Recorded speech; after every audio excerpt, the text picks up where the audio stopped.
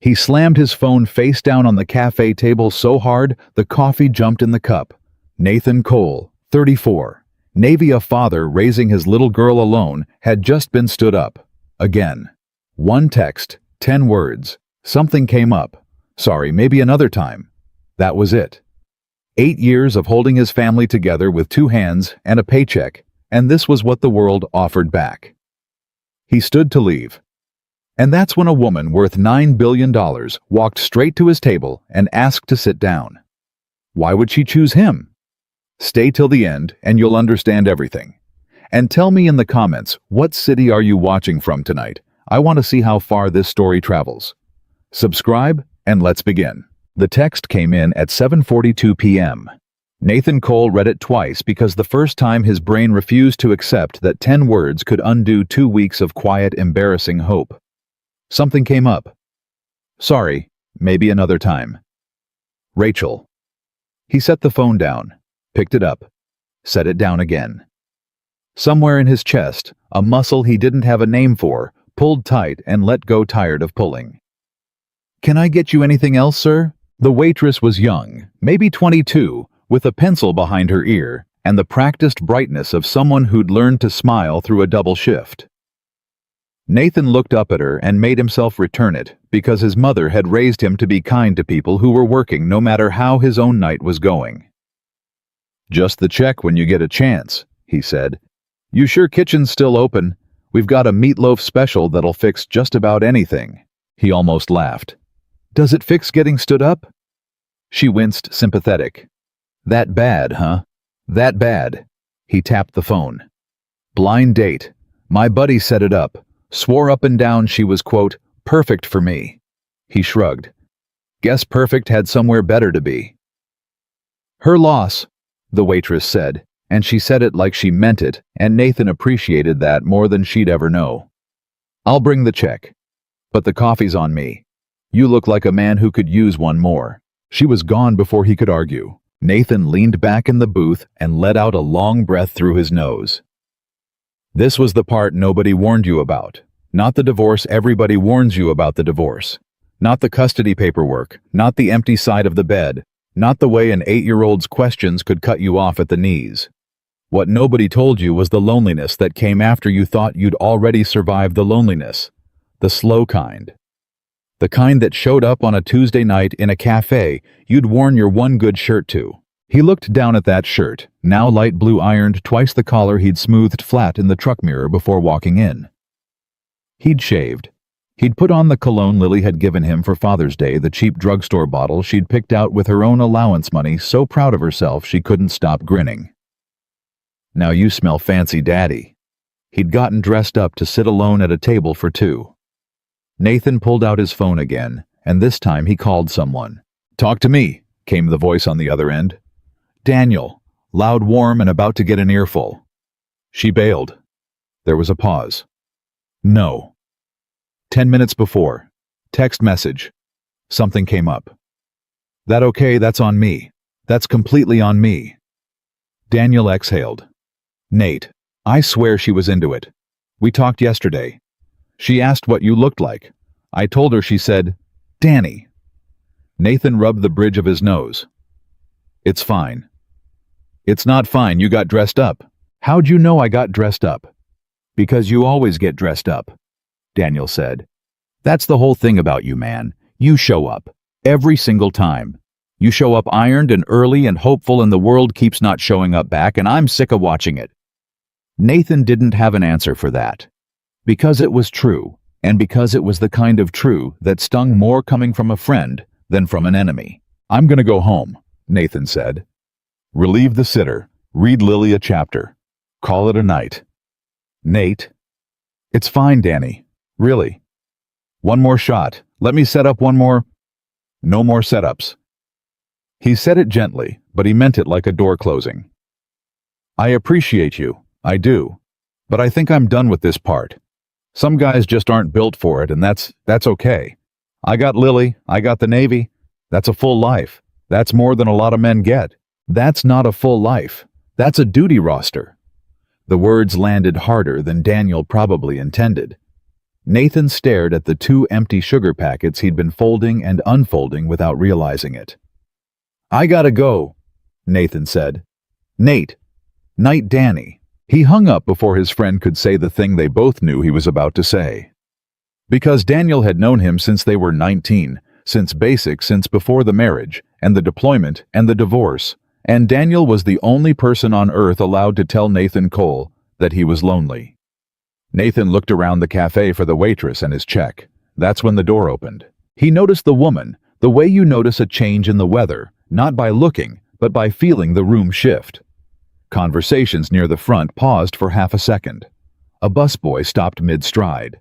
She walked in out of the cold in a long charcoal coat that had cost more than Nathan's truck payment, though he didn't know that yet, and she moved like someone who had never in her life waited for a table. She was, he'd realize later, the most composed person he had ever seen come apart. Because right now, standing just inside the door, this woman with the expensive coat and the perfect posture was staring at her phone with an expression Nathan recognized instantly. He recognized it because he was wearing the same one. She'd been stood up too. He watched her read whatever was on that screen, watched her jaw tighten, watched her slide the phone into her coat pocket with a slowness that was its own kind of fury, the controlled kind, the kind that costs more than shouting. She scanned the room. Every table was full except the 2 tops by the window, one of which had a single Navy man sitting at it in his ironed blue shirt, coffee going cold, a check he was still waiting for. Their eyes met. Nathan looked away, first out of habit, out of the reflex of a man who'd learned not to stare. He figured she'd find the hostess wait for a table, ignore him entirely, like people like her, whoever she was, ignored people like him. Instead, footsteps. They stopped at his table. "Is this seat taken?" Nathan looked up. Up close, she was older than the coat suggested. Early 40s maybe, with dark hair pulled back tight, and eyes that were the gray of a sky that hadn't decided whether to rain. There was gray at her temples she hadn't bothered to hide, and Nathan found he liked that about her before he knew a single other thing. He glanced at the empty chair across from him, the chair that had been waiting all evening for a woman who never came. No, it's not taken." "May I?" "It's a free country," Nathan said, and then immediately felt like an idiot, because who says that? But the corner of her mouth moved. Not a smile. The distant relative of a smile. She pulled out the chair and sat coat and all, and set a small clutch on the table with the precision of someone setting down a chess piece. For a moment, neither of them said anything. The waitress appeared, order pad already out, took one look at the newcomer, and her whole posture changed, straighter, more careful. "Can I get you something to drink, ma'am?" "Coffee, black, and whatever he's having, put it on my—" "No," Nathan said quick. "No, you don't have to do that." The woman turned those gray eyes on him. "I didn't ask if I had to." "I've got it," Nathan said. "I invited myself to sit at my own table. It seems only right I pay for it." And there it was, a real one. Just a flicker. The smile got a little closer to arriving. "Fair enough," she said. To the waitress, "Just the coffee. Thank you." The waitress left. Silence again. Nathan folded his sugar packet. "You're going to ruin that," the woman observed. "Sorry." The sugar packet. "You've folded it into eighths. One more and it tears." Nathan looked down. He unfolded it, set it flat, put his hands in his lap like a scolded kid. "Nervous habit." "What are you nervous about?" "Beautiful woman just sat down across from me who I'm pretty sure could buy this whole cafe and everyone in it. That's a lot of pressure for a Tuesday." She studied him for a long moment. He couldn't read her at all, and he was usually good at reading people the Navy taught you.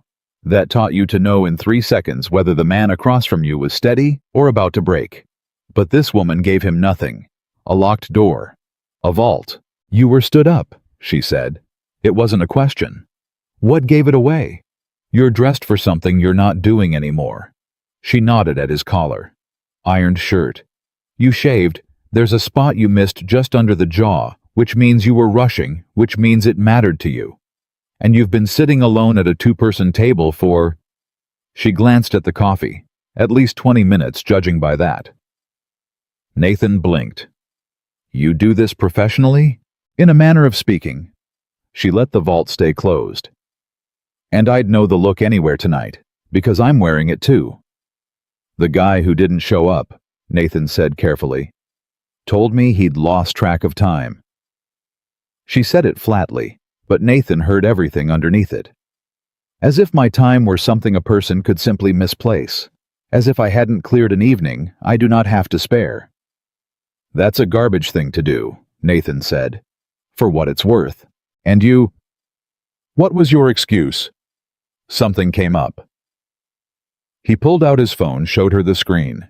She read it, and something in her face softened by 1 degree the way ice softens before it melts. You can't see it, but you know it's happening. 10 words, she said. 10 words. Mine used 42. I counted. She almost smiled again. Somehow yours is worse. 10 words means she didn't even try. Yeah, well. Nathan turned the phone over so he didn't have to look at it. I think I'm out of the trying business anyway. This was my buddy talked me into it. I don't do this. The dating thing. Why not? And there it was. The question he'd been dodging all night. The question Daniel kept asking, the question Lily asked in her own quiet child's way when she watched him come home alone. He looked at this stranger, this woman he'd never see again after tonight, and something about that, the safety of a stranger, the freedom of a person who owed you nothing and expected nothing, loosened his tongue. Because I've got an 8-year-old daughter who's already watched one person walk out of her life, Nathan said. And every time I even think about letting someone new in, all I can picture is her at the front door, watching another one leave. And I'd rather be lonely for the rest of my life than do that to her one more time. The woman went very still. The waitress set down the coffee, black steam rising off it, and neither of them touched it. That's the most honest thing anyone said to me in a year, the woman said finally. Sorry. I don't usually dump all that on. Don't apologize. She wrapped both hands around the coffee cup, but didn't drink. Do you know how rare it is to sit across from a person who says a true thing without calculating what it'll get them? She shook her head slowly. Everyone I talk to wants something. Every single person. They smile at me, and I can watch the math happening behind their eyes. What can I get from her? How do I stay useful to her? You, she looked at him. You don't want anything from me. I don't even know who you are, Nathan pointed out. Exactly. I'm Nathan, he said, and put out his hand across the table. Nathan Cole. She looked at his hand. For a strange, suspended second, he thought she wouldn't take it that she'd remembered who she was and what he was, and pulled back into the vault. Then she took it. Her handshake was firm, dry, brief. A businessman's handshake in a woman's hand. Evelyn, she said. Evelyn what? Just Evelyn, for tonight. She held his gaze. Is that all right? Just for tonight, I'd like to be a woman who was stood up in a cafe. Not a small, tight gesture at herself, the coat, the whole apparatus of whoever she really was, not the rest of it. Nathan didn't understand yet what the rest of it meant. But he understood the wanting behind it. He understood better than almost anyone alive the desire to be just for 1 hour, simply a person and not a role. Evelyn, he said, nice to meet you, rough night. And this time, finally, she smiled all the way. It changed her whole face. It made her look 10 years younger and about 1,000 years more tired at the same time. You have no idea, she said. They talked. Nathan couldn't have told you afterward how the next hour disappeared. It went the way good conversations go. One thing led to another. A joke unlocked a story. A story unlocked a confession, and the 2 coffees went cold and got replaced, and went cold again, while a Navy single father and a woman named Just Evelyn leaned across a 2-person table and forgot the rest of the world was in the room. She asked about Lily. Nathan didn't usually talk about Lily to strangers. Lily was the most precious thing he had, and you don't hand precious things to people you don't know. But something about the way Evelyn asked made it different. She didn't ask the way people usually ask, the polite way, the "and do you have kids" way. That's really just waiting for its turn to speak. She asked like she wanted the answer. "She's 8, Nathan said. "Going on 40. She reads 3 grade levels up and she thinks I don't know she stays up past lights out with a flashlight. She's got," he laughed, "she's got this thing where she organizes her stuffed animals by height every single night, tallest to shortest. And if I put one back in the wrong spot, she notices, every time. She sounds like a person who likes order in a world that hasn't given her much." Nathan's smile faltered. "Yeah," he said quietly. "Yeah, that's exactly it, actually." Her mother left when Lily was 5. He turned his cup a quarter turn on the table. Wasn't a fight, wasn't dramatic. She just decided this wasn't the life she wanted. And I get it in a way. Military spouse deployments, never enough money, a kid who needed everything. It's a lot. It broke a lot of marriages, ours included. He paused. "But you don't get to unchoose a kid. That's the part I can't." She calls twice a year, birthday and Christmas. Lily lights up like the 4th of July for about 10 minutes, and then she's got that dead phone in her hand, and I'm the one who... He stopped.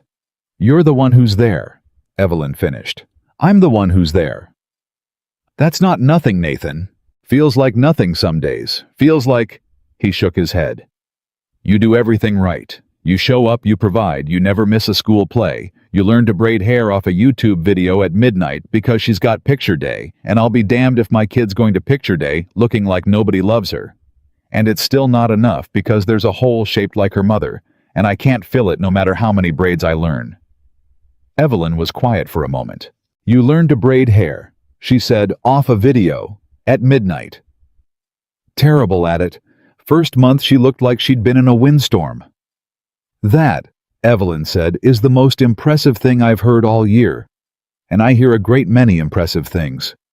Nathan felt his ears go warm. "It's just being a dad." "No."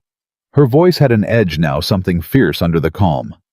"It's not just anything. Do you know how many men I know who would drive their own child to a nanny and consider that fatherhood? You sat down at midnight and you learned a skill because your daughter's dignity mattered to you. Don't you dare call that just being a dad." The intensity of it surprised him. It surprised her too. He thought she leaned back, as if she'd revealed more than she meant to. "Your turn," Nathan said, gently steering them off him. "What do you do, Evelyn, for a living, I mean? Or is that part of the rest of it?" She turned her cup a quarter turn. He noticed she'd picked up his habit. "I run a company," she said. "Yeah. What kind?" "The kind that eats your entire life," she said. "The kind where you look up one day and you're 43 years old, and you have a corner office with a view of 3 states, and no one who'll call you just to see how your day was." She said it lightly. It didn't land lightly. "I built it myself, if that means anything. Started with nothing. No family money, no connections. Just me and an idea and a willingness to outwork every man who told me I couldn't. That's something to be proud of." "Is it?" She looked out the window. "I've spent 20 years being proud of it. And tonight I got stood up by a man I didn't even like, and I found myself thinking I would trade a very large portion of it to have what you have." "What I have," Nathan repeated. "Lady, I make $41,000 a year, and I've got a truck with 190,000 miles on it. You have a person," Evelyn said, "who organizes her stuffed animals by height and notices when you get it wrong. You have a person who will remember you learned to braid her hair. When you are old, someone will hold your hand." She met his eyes. "Do you have any idea how much money that's worth? Because I've done the math. I do math for a living. And I promise you, Nathan, there is not enough money in the world." The cafe had emptied out around them without either of them noticing. The waitress was wiping down tables, throwing the occasional glance their way, not to hurry them, but Nathan thought almost like she was rooting for them. "I don't believe you," Nathan said. "Believe what? That you'd trade it. People say that. Oh, money doesn't matter, I'd give it all up. But they never do. Because it's easy to say and impossible to do. He shrugged. No offense. I've heard rich folks get sentimental about being poor, and it always rings a little hollow to a guy who's actually rationing groceries the week before payday. He expected her to be offended, braced for it even he'd been blunter than he meant to be. Instead, she laughed, a real laugh, short and surprised, like it had escaped before she could stop it. You're absolutely right, she said. It's easy to say, and you have no reason to believe me. She leaned forward. So, let me say something I can prove. I've had dinner with senators, with men who own football teams, with people whose names you'd know, and not one of them has ever in 20 years told me the true reason they were afraid to fall in love again. She held his gaze.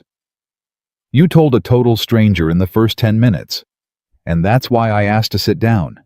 I saw you across this room folding a sugar packet into eighths, dressed up for a woman who didn't come, and I thought that's a real one. I haven't seen a real one in years. Nathan didn't know what to say to that, so he said the honest thing, which was becoming a habit around her. I'm glad your date bailed, he said. Her eyebrows went up. That came out wrong, he said quickly. I mean, I'm sorry he was a jerk, but if he hadn't been, we wouldn't be. He gestured helplessly at the table, the cold coffees, the empty room. This is the best night I've had in a real long time, Evelyn, and I got stood up to get it. So, I'm glad, selfishly. Something moved across her face that he couldn't name. It might have been the vault opening just a crack. I'm glad too, she said quietly. The waitress finally came over, apologetic. I'm so sorry, folks, we close at 10 and it's... Nathan looked at his watch and startled. It's 10:15. I'm so sorry He was already reaching for his wallet. We kept you late, I'm sorry. You didn't keep me, the waitress said, and smiled at the two of them in a way that made Nathan suddenly unaccountably shy. Honestly, it was kind of nice. It was nice. Nathan put down 2 20s for 2 coffees and waved off the change, which was a small extravagance he'd feel in his budget on Thursday, and did not regret at all. He helped Evelyn with her chair, out of a reflex his mother had drilled into him, and she let him, and they walked out into the cold together. The parking lot was nearly empty. His truck sat under a flickering light, honest and battered. Some distance away at the curb, a black car idled, the kind of car with a driver in it, engine running, waiting. Nathan looked at it, then at her, and a small understanding began to form about exactly how large the rest of it might be. That yours? He asked, nodding at the car. Evelyn followed his gaze. Something guarded came back into her posture. Yes. Driver and everything. Nathan. It's okay. He put his hands up. You don't have to explain. You said just Evelyn for tonight, and it's still tonight, so. He smiled. You're just Evelyn who's got a real nice ride. The relief on her face was so raw it embarrassed him to have caused it. She wasn't used to this, he understood. She wasn't used to being let off the hook. She was used to the math starting the second people saw the car. They stood there a moment in the cold, neither one wanting to be the first to end it. This was... Evelyn started. Yeah, Nathan said. It was. I don't... She stopped. Recalibrated. For all her composure, for all her senators and football teams, she looked in that moment exactly as unsure as any person standing in a parking lot at 10:30, not knowing how to say goodbye. I don't do this. I want to be clear. I don't sit down at strangers' tables. I don't tell strangers the true reasons for anything. Tonight was an aberration. I want you to know that. Okay, Nathan said. So I don't quite know the protocol for what happens now. Nathan thought about it. He thought about Lily asleep at home with the sitter, about the truck with 190,000 miles, about the enormous idling car and the driver inside it, about the impossible arithmetic of a Navy man's $41,000 and whatever number Evelyn's life added up to. He thought about how every reasonable part of his brain was telling him this was a one-night miracle, a fluke, a beautiful thing that had happened once and could not happen twice. And that the smart move, the disciplined move, the move that protected an 8-year-old girl who'd already watched enough people leave, was to shake her hand, thank her for a lovely evening, and let her get in that black car and drive back into a world he'd never be able to follow her into. He thought about all of that, and then he heard Daniel's voice in his head. "That's the whole thing about you. You show up, every single time." "There's a cafe," Nathan said. "This one, I mean. It's Tuesday. I've got Tuesday's free lilies at her grandma's. Tuesday nights my mom takes her, gives me a break I never use." He swallowed. "I'll be here next Tuesday, same time, 7 o'clock, same table if I can get it." Evelyn went still. "I'm not asking you to come," Nathan said quickly. "I know how it sounds. I know what I am. And I've got a pretty good guess what you are. And those two things don't usually end up at the same cafe. So I'm not asking. I'm telling you where I'll be. In case." He shrugged, and it cost him something. That shrug, the pretending it didn't matter. In case just Evelyn ever wants a coffee with a guy who doesn't want anything from her. For a long moment she said nothing. The wind picked up. Somewhere the black car's engine hummed patient expensive, a whole other life waiting to reclaim her. "Next Tuesday," Evelyn said. "Next Tuesday. 7 o'clock. Same table," Nathan said. "If I can get it." She looked at him. Really looked the way she'd looked at him when she was reading the ironed shirt and the missed spot on his jaw, and Nathan had the distinct feeling of being seen fully in a way he wasn't sure he'd been seen in years, maybe not since before the divorce, maybe not ever. "I make no promises," Evelyn said. "I'm not asking for any. My life is complicated, in ways you don't understand yet, in ways that might—" She stopped herself. "It's complicated." "Most good things are," Nathan said. "That's what my grandfather used to say. Anything worth having is complicated. Simple things are cheap." Evelyn let out a breath that fogged in the cold air. And she smiled, not the distant smile, not the businessman's smile, but the one that had shown up an hour ago and changed her whole face. "Your grandfather was a wise man." "He was a plumber," Nathan said. "But yeah, he was." She laughed again. And then, before he understood it was happening, she stepped forward and did something that clearly startled her, as much as it startled him. She reached out and briefly, lightly squeezed his forearm. Just for a second. Then she pulled her hand back like she'd touched a stove. "Good night, Nathan Cole," she said. "Good night, Evelyn." She turned and walked toward the black car. The driver was out before she reached it, opening the door. And just before she got in, she stopped and turned back. "For what it's worth," she called across the parking lot, "your daughter is very lucky." And then she was gone into the car, into the dark, into the other life, and the taillights pulled away, and left Nathan Cole standing alone under a flickering light beside a truck with 190,000 miles on it, in his ironed blue shirt that still smelled faintly of a Father's Day cologne his 8-year-old had picked out with her own money. He should have felt foolish. A part of him did the part that had done the arithmetic that knew what he was and what she was and how those numbers never balanced. But the bigger part of him driving home through the empty streets kept thinking about one thing. Not the coat, not the car, not the driver or the corner office with the view of 3 states. "You don't want anything from me." She'd said it like it was the rarest thing in the world. She'd said it like a woman dying of thirst, describing water. Nathan pulled into his driveway, killed the engine and sat there in the dark for a minute before he went in. Inside, the sitter reported that Lily had gone down easy, only 1 glass of water delay tactic, and Nathan paid her and thanked her and locked the door behind her. Then he went and stood in the doorway of his daughter's room, the way he did every night, and watched her sleep. Her stuffed animals were lined up on the shelf beside her bed, tallest to shortest, every one in its place. Order in a world that hadn't given her much. Nathan pulled her blanket up over her shoulder, and she stirred and murmured something that wasn't quite a word and settled again. "Night, baby," he whispered. He went to his own room and hung the ironed blue shirt back in the closet, and as he did, he caught himself doing something he hadn't done in longer than he could remember. He was thinking about next Tuesday, He didn't know, couldn't have known that 7 days from now, a woman worth $9 billion would sit down across from him again. That she'd do it a third time, and a fourth. That his daughter would one day organize a fifth stuffed animal by height because of her.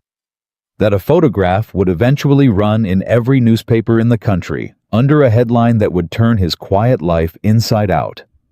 That he would have to choose before it was all over between the only kind of pride he'd ever known and the only kind of love he'd ever wanted. He didn't know any of that yet. Tonight, Nathan Cole only knew this, that he'd gotten dressed up to eat alone, that a stranger had asked to sit down, and that for 1 hour in a closing cafe, two of the loneliest people in America had forgotten they were lonely at all. He turned off the light. And for the first time in 3 years, Nathan Cole fell asleep smiling. He almost didn't go. Tuesday came the way Tuesdays do, gray and ordinary, and by 6 o'clock, Nathan Cole had talked himself out of the whole thing twice. He stood in his kitchen in his work clothes, phone in hand, and stared at the number he'd typed into his own head all week, 7 o'clock, same table, if I can get it, and thought about all the reasons a man his age should know better. "You're doing the thing again," Daniel said on the other end of the line. "What thing?" "The thing where you think yourself out of your own life." Daniel had called to check in the way he did, and Nathan had made the mistake of telling him about the woman named Evelyn. "You met a woman who sat down at your table and talked to you for 3 hours. 2.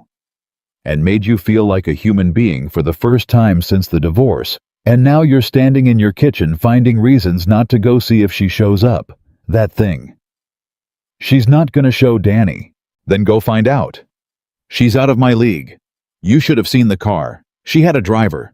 People with drivers don't come back to some diner to have coffee with a guy who—" "Nate," Daniel's voice cut through, "you show up. It's the only thing you know how to do. So go show up, and if she's not there, you're out $4 and a Tuesday night. But if she is there—" He let it hang. "You gonna let the car scare you off? You did 2 tours. You're scared of a Cadillac." Nathan looked at the clock. 6:14. "I hate that you're right about me," he said. "It's my only gift." He got there at 6:52. The same table by the window was open. He'd half hoped it wouldn't be, so he'd have an excuse, and he sat down in it and ordered a coffee he didn't want and watched the door. 7 came. The door didn't open. 7:04. A couple came in, not her. A couple came. 7:11. Nathan told himself he'd give it till 7:30, and then he'd go home and read Lily a chapter of the book they were on, and this would just be a nice thing that happened once, a story he'd tell himself when he was old, the night a beautiful stranger sat down and reminded him he was still a person. That would be enough. It would have to be. 7:19. He'd folded a sugar packet into eighths without noticing. At 7:23, the door opened and Evelyn walked in, and Nathan's whole chest did something complicated. She spotted him immediately, crossed the room and sat down across from him with none of the hesitation from the week before. But her jaw was tight, and there was something coiled about her, and before he could even say hello, she said, "I want to apologize. I'm late." "You're here," Nathan said. "That's the part that counts. I nearly wasn't. I had a call run over. I had every reason to send my assistant to cancel." She set her clutch on the table with that chess piece precision he remembered. "And then I realized I didn't have a way to reach you. No number, no last well, no way. And I found myself in the back of a car telling my driver to break several traffic laws because the idea of you sitting here at this table thinking I'd stood you up was—" She stopped, pressed her lips together. "It was intolerable to me, the image of it. So, I'm sorry I'm late." Nathan sat with that for a second. "You broke traffic laws," he said, "so I wouldn't feel stood up." "Yes." "By a stranger you met once." "Apparently." She looked almost annoyed at herself. "I've spent all week trying to understand it. I make decisions involving very large sums. Nathan and I make them without losing sleep. And I have lost sleep over a Navy man in an ironed shirt, and I do not know what to do about it." The waitress came, the same one from last week, and her face lit up when she saw the two of them. "You came back," she said, delighted. And Nathan realized she meant both of them, that she'd been wondering all week, too. "Coffee black?" she asked Evelyn. "You remembered." "You two were kind of the highlight of my month," the waitress admitted and disappeared before either of them could be embarrassed about it. "So," Nathan said, "how was your week?" Evelyn with the driver. She almost smiled. "Exhausting. Yours?" Lily got in trouble at school. That got her full attention. "What happened?" "There's a boy in her class, Marcus.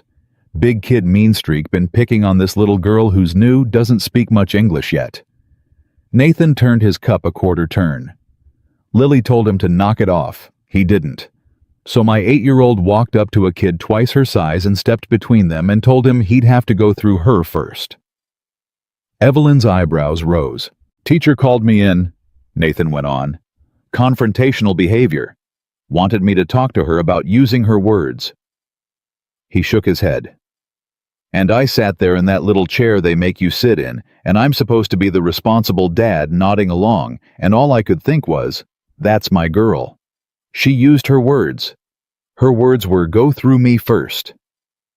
"What did you tell her?" Evelyn asked. "When you got home?" "I told her I was proud of her." Nathan met her eyes.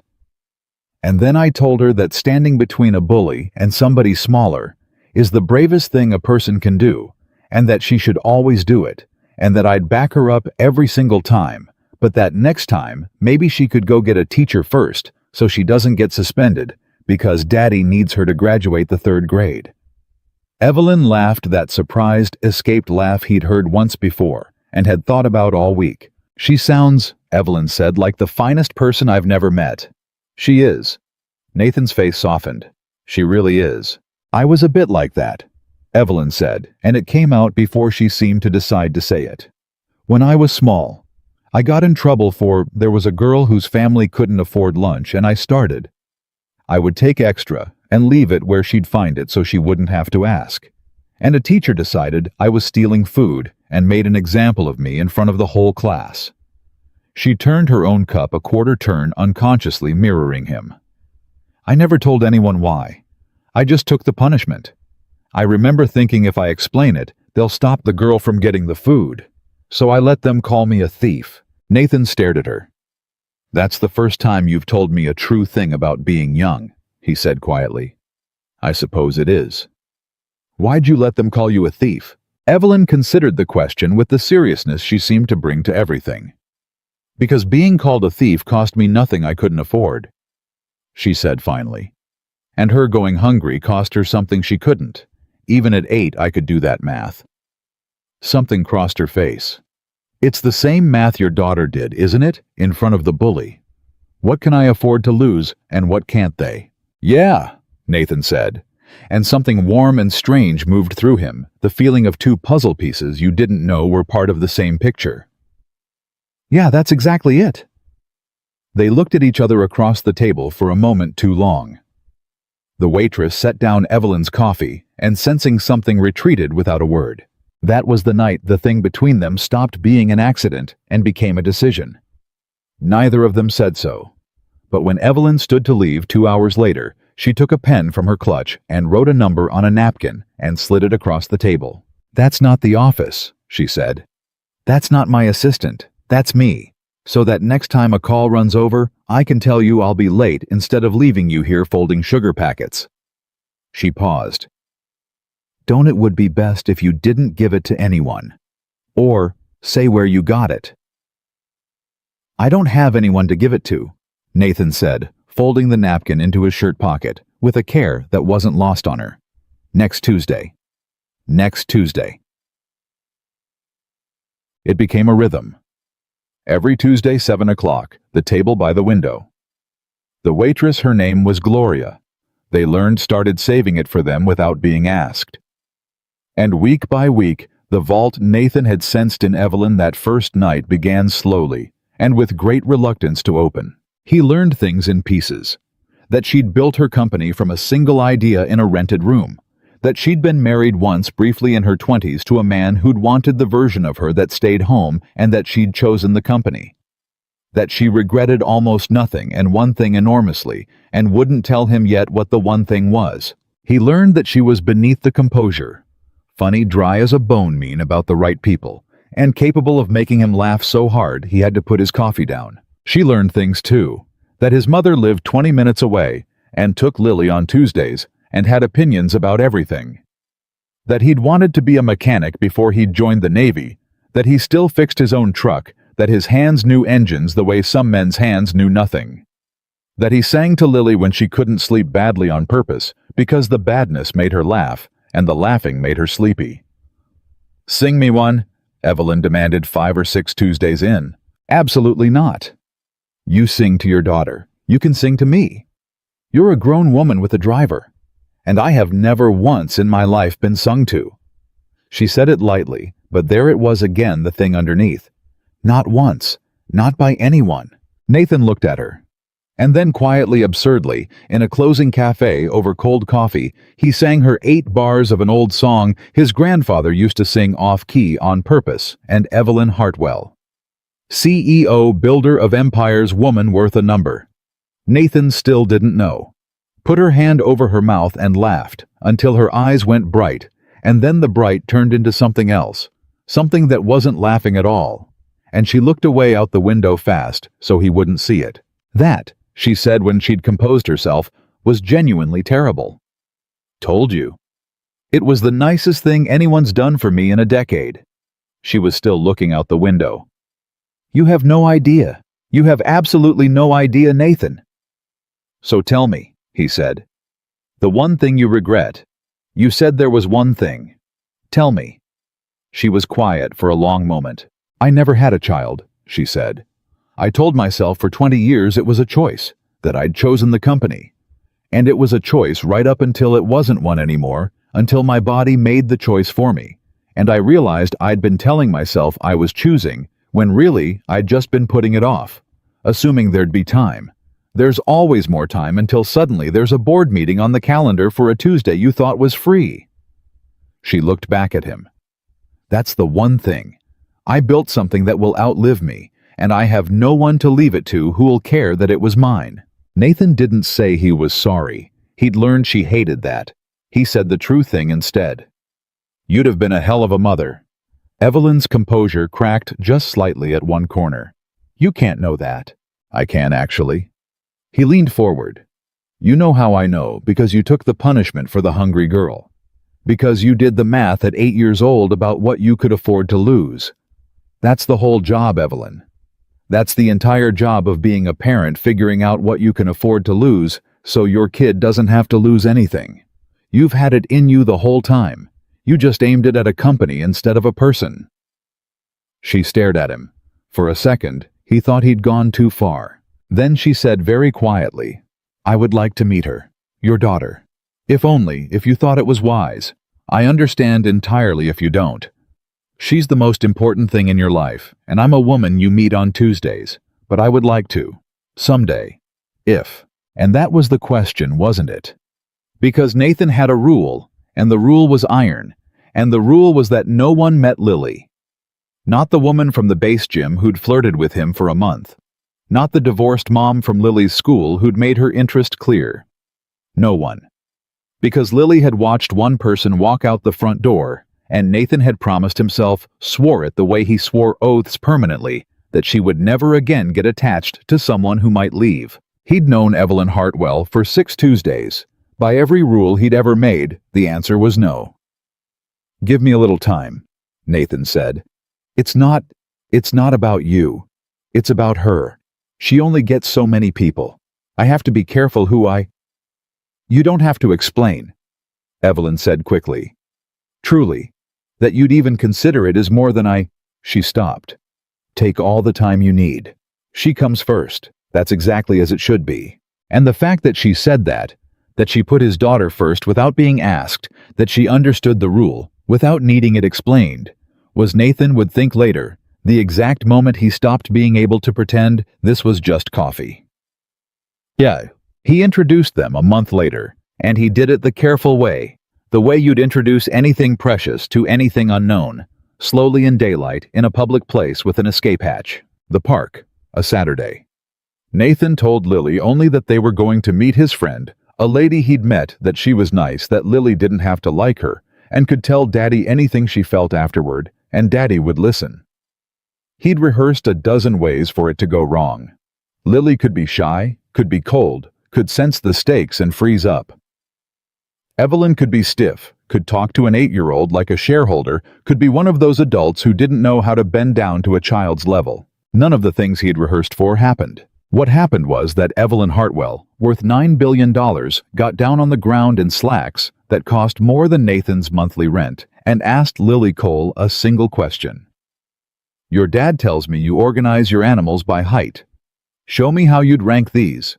And she produced from her bag a small handful of little carved wooden animals, a giraffe and an elephant and a mouse and a bear that she'd clearly bought for exactly this purpose. And Lily, who was cautious with strangers, who took her time, who did the math on people the way her father did, looked at the animals and then looked at Evelyn and made her decision on the spot. "You'd put the giraffe first," Lily said, taking the animals 'cause he's tallest, "but that's wrong." "Is it?" Evelyn said gravely. "You gotta measure the legs." Lily lined them up. "'Cause the bear's sitting down, but if he stood up, he'd be taller than the giraffe's neck, 'cause the neck doesn't count, it's just neck." She looked up. "Neck's not height. Neck's neck."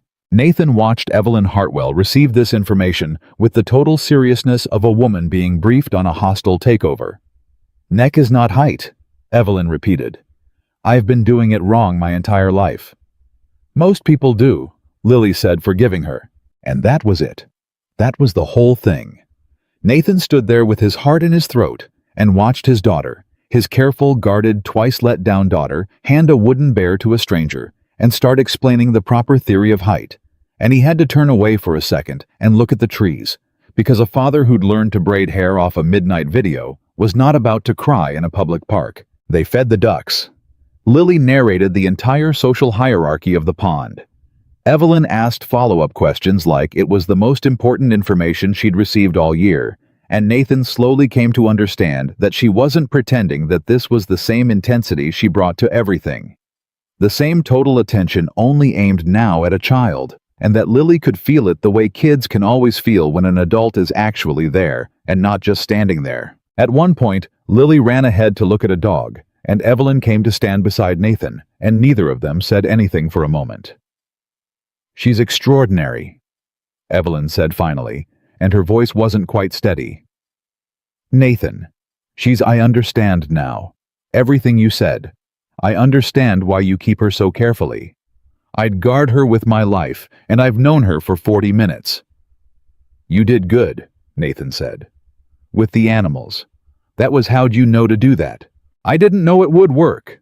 I only knew that if a child organizes her world by height, then height is the language, and if you want to talk to someone, you speak their language." She watched Lily crouch to greet the dog. "It's the same in business, actually. You find what someone loves, and you learn to speak it. I've never used it for something that mattered before." "This matters." Evelyn turned and looked at him, and the vault was all the way open now. No locks, no distance, nothing between them but the truth. "Nathan," she said, "I have been alone for 20 years and told myself it was the price of the life I wanted. And I have spent 6 Tuesdays with a Navy man and 1 Saturday with his daughter. And I am standing in a public park watching an 8-year-old explain ducks, and I have never in my life wanted anything the way I want to be allowed to keep doing this." Her voice dropped. "That terrifies me, because I know what I am, and I know what my life is, and I know that wanting things you can't keep is how people like me get destroyed. And I want it anyway. So yes, it matters. It's the only thing that's mattered in longer than I can say." Nathan didn't kiss her. Not there, not with Lily 30 feet away. But he took her hand, and she let him, and they stood there holding hands, watching his daughter make friends with a stranger's dog. And for a moment, the enormous gap between a $41,000 Navy salary and a $9 billion empire simply didn't exist because there is no currency. For a moment like that, no exchange rate, nothing to convert. "Can she come to my birthday?" Lily asked on the drive home. Evelyn, can she? It's in 3 weeks and I want her to come.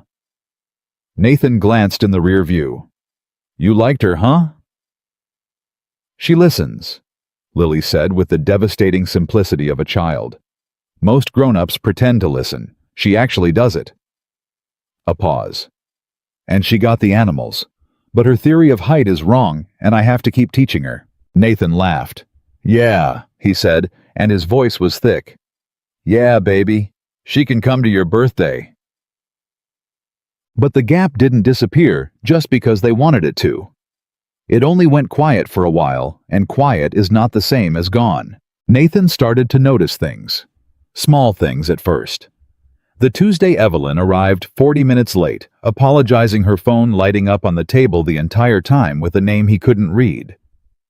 The Tuesday she took a call in the parking lot for 20 minutes while he waited and came back gray-faced saying only, "A situation. In Singapore. It's handled." The Tuesday she didn't come at all and texted him a single line, "Cannot make it. I'm so sorry. I'll explain." And Nathan sat at the table alone with Gloria, refilling his coffee and pretending not to notice, and understood for the first time viscerally that Evelyn's world could reach out at any moment and simply take her. "You're quiet tonight," Evelyn said the Tuesday after the one she'd missed. She'd come with an armful of apology and a story about a factory and a regulator and a deal that could have collapsed, and Nathan had listened, and it was all true, and none of it was the point. "I'm okay. You're not. You've folded that napkin into eighths." She reached across and gently took it from him and set it flat. "Talk to me. We tell each other true things. That's the entire thing we do. So tell me." Nathan looked at her for a long moment. "Lily asked about you," he said. "This morning. She asked when she gets to see you again, and I said soon. And she asked if soon meant Tuesday, or soon meant real soon, and I didn't have an answer." He turned his cup. "And then she asked me something else, and I've been carrying it around all day, and I don't know what to do with it." "What did she ask?" Nathan met her eyes. "She asked if you were going to stay," he said. "Not in those words. She's 8, she doesn't. She asked, does Evelyn have to go away a lot for her job? And I said yes sometimes, and she got real quiet, and then she said," his voice caught. He steadied it. "She said Mom had to go away a lot too, for her job." Evelyn went very still. "Her mother didn't have a job," Nathan said quietly. "Not really. Not one that took her away. That's the story Lily built at 5, because the truth was too big. She had to go for her job. It's how a kid makes it not her fault. And now she's watching a woman she's starting to love get pulled away by phone calls and Singapore and situations that get handled, and in her head." He stopped. "In her head, Evelyn, I think she's starting to write the same story. Evelyn has to go for her job. And I swore to that little girl in my heart the day her mother left that I would never let her love someone who might—" He couldn't finish it. Evelyn's hands had gone white around her coffee cup. "I would never leave her," she said, and her voice was low and fierce and shaking. "Nathan, I would never—" "You wouldn't mean to," Nathan said, and it came out gentler than he felt. "That's the thing. Her mother didn't wake up one day and decide to break a 5-year-old's heart. The life got bigger than the love. That's how it happens. Nobody chooses it. The life just gets bigger one Singapore at a time until one day the phone rings during her birthday and you take the call because you have to, because 10,000 people's jobs depend on you taking that call, and Lily watches you walk out to the parking lot and something in her closes up and it never opens again." He shook his head. "I've seen it happen to her once. I'd cut off my own arm before I'd watch it happen twice." The cafe was quiet around them. Gloria had gone to the back. It was just the two of them, and the thing that had been waiting under the surface for 6 weeks finally up in the light where they had to look at it. "So, what are you saying?" Evelyn said. Her composure was a wall now, but Nathan could see the cracks in it, could see how much it was costing her to hold. "Are you saying we stop? That I don't come? That this was lovely, and now it's over before it—" She stopped. Her jaw worked. Is that what you're saying to me, Nathan? No, Nathan said. Then what? I'm saying I'm scared. He put both his hands flat on the table the way he did when he needed to be honest and steady at the same time. I'm saying I met a woman on a Tuesday, and now she's in my daughter's birthday plans, and my kid is starting to write dangerous stories in her head, and I'm a disciplined man. Evelyn, I plan for everything and I don't have a plan for this. That's what I'm saying. I'm not saying stop. God help me, I don't want to stop. He looked up at her. I'm saying I don't know how to do this without one of us getting hurt, and the one I care about getting hurt is 8 years old and organizes her animals by height, so the world will hold still, and I need you to understand what you're walking into before you walk any further into it. Because if you come to that birthday, Evelyn, if you come and she hands you a bigger piece of her heart, and then Singapore takes you... He shook his head slowly. I can't undo that for her. I've tried. You can't undo it. It just becomes part of who they are. For a long time, Evelyn said nothing. She looked down at her hands, at the cup, at the flattened napkin. And when she finally spoke, her voice was different, quieter, stripped of every wall, a voice Nathan had never heard from her, the voice of the 8-year-old who'd let them call her a thief. No one has ever, she said, asked me to choose them over the company. In 20 years, not my husband. He asked me to choose him, which is different, which is about his pride. No one has ever sat across from me and said, choose this child. Choose showing up. Choose being smaller so someone else can be safe. She looked up, and her eyes were wet, and she did not look away this time. And the terrible thing, Nathan, the thing I don't know how to say, is that no one has ever given me a reason to. Until now. Nathan's throat was tight. I don't know if I can do it, Evelyn said. I want to tell you I can. I want to tell you I'll always show up. I'll never take the call. Singapore can burn. But I built something enormous, and thousands of people depend on it. And I don't know how to just set it down. I don't know if I'm capable of it. I've never tried. A tear escaped. She let it. But I'll tell you what I do know. I know that I would rather try and fail at this than succeed at anything else I've ever done. And I know that if you let me come to that birthday, I will move heaven and earth and every board member on the planet to be their present phone off entirely, not as an apology, as a promise I intend to keep. She reached across the table and took his hand, hers cold and shaking around his. It's the only promise I've made in 20 years that I actually care whether I keep. Let me try to keep it. Please. Nathan looked at their hands on the table. He thought about Lily, about the story she was writing, about the front door and the person who'd walked out of it, about the rule iron and permanent that no one got attached to someone who might leave. And he thought about the truth he'd been circling for 6 Tuesdays, which was that the rule had already been broken. Lily was already attached. He was already attached. The choice wasn't whether to risk it.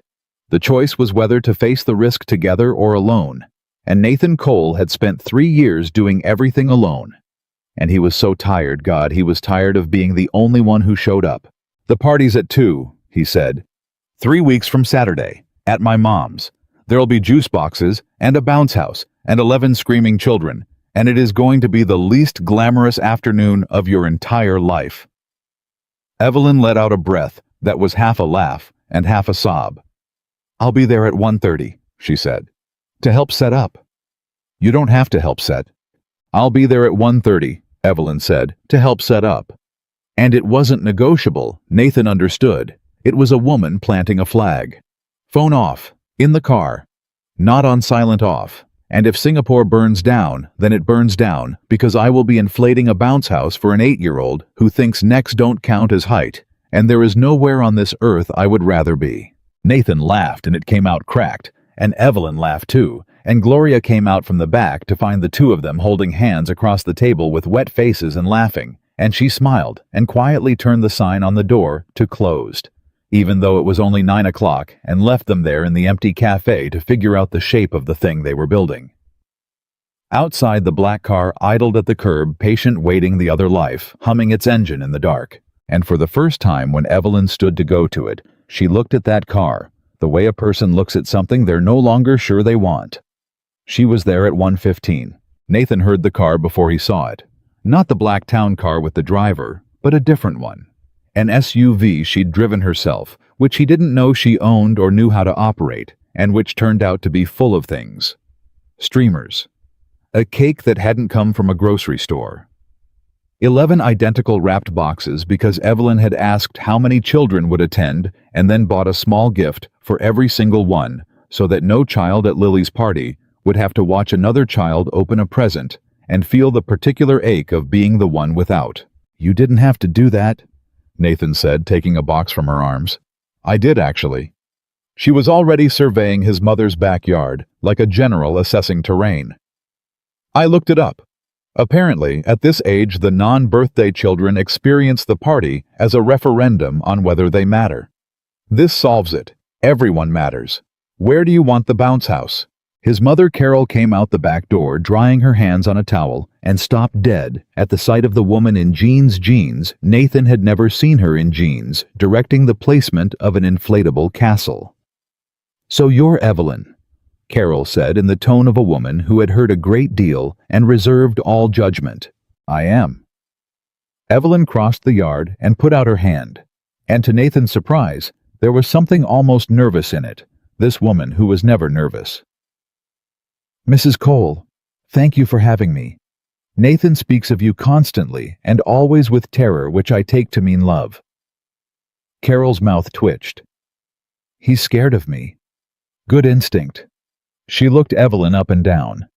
"You came early to help set up." "I did. Most of his lady friends over the years came late and left early." Carol said it plain the way she said everything.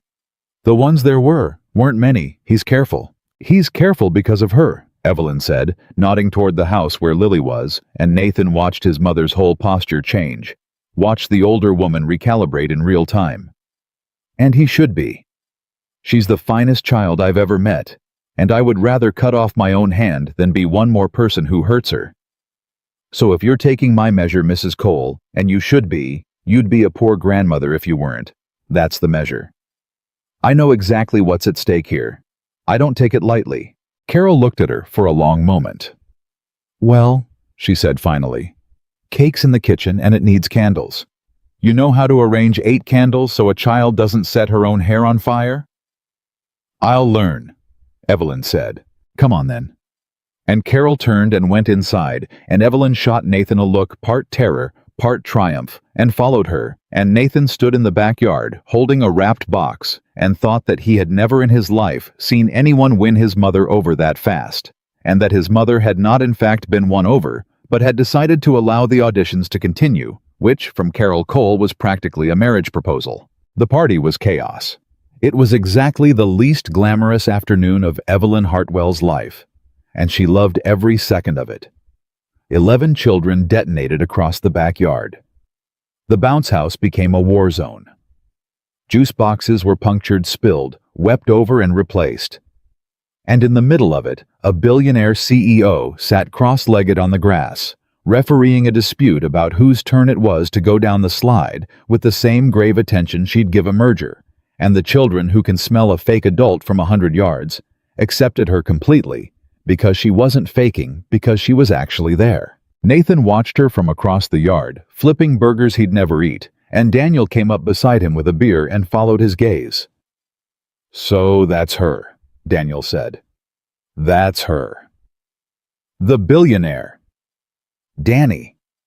I'm just saying, you told me she runs a company. You did not tell me she runs—" Daniel had clearly done some research. "Nate, do you know what she's worth?" "No," Nathan said. "And I don't want to know." "You don't want to know." "No, man." Daniel took a long drink. "You're the only person on the planet who'd date a woman that rich and refuse to look up the number." "That's exactly why she likes me," Nathan said.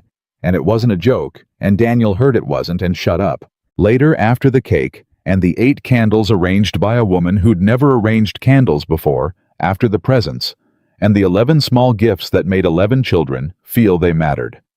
After the sugar crash and the goodbyes, and the last parent's minivan pulling out of the driveway, Nathan found Evelyn in the kitchen doing dishes. "You don't have to do that. I'm aware of what I do and don't have to do, Nathan, and I'm choosing to do this." She didn't turn around. "Your mother's watching me through the window over the sink to see if I'll actually finish or if I'll make an excuse and leave the last third for someone else.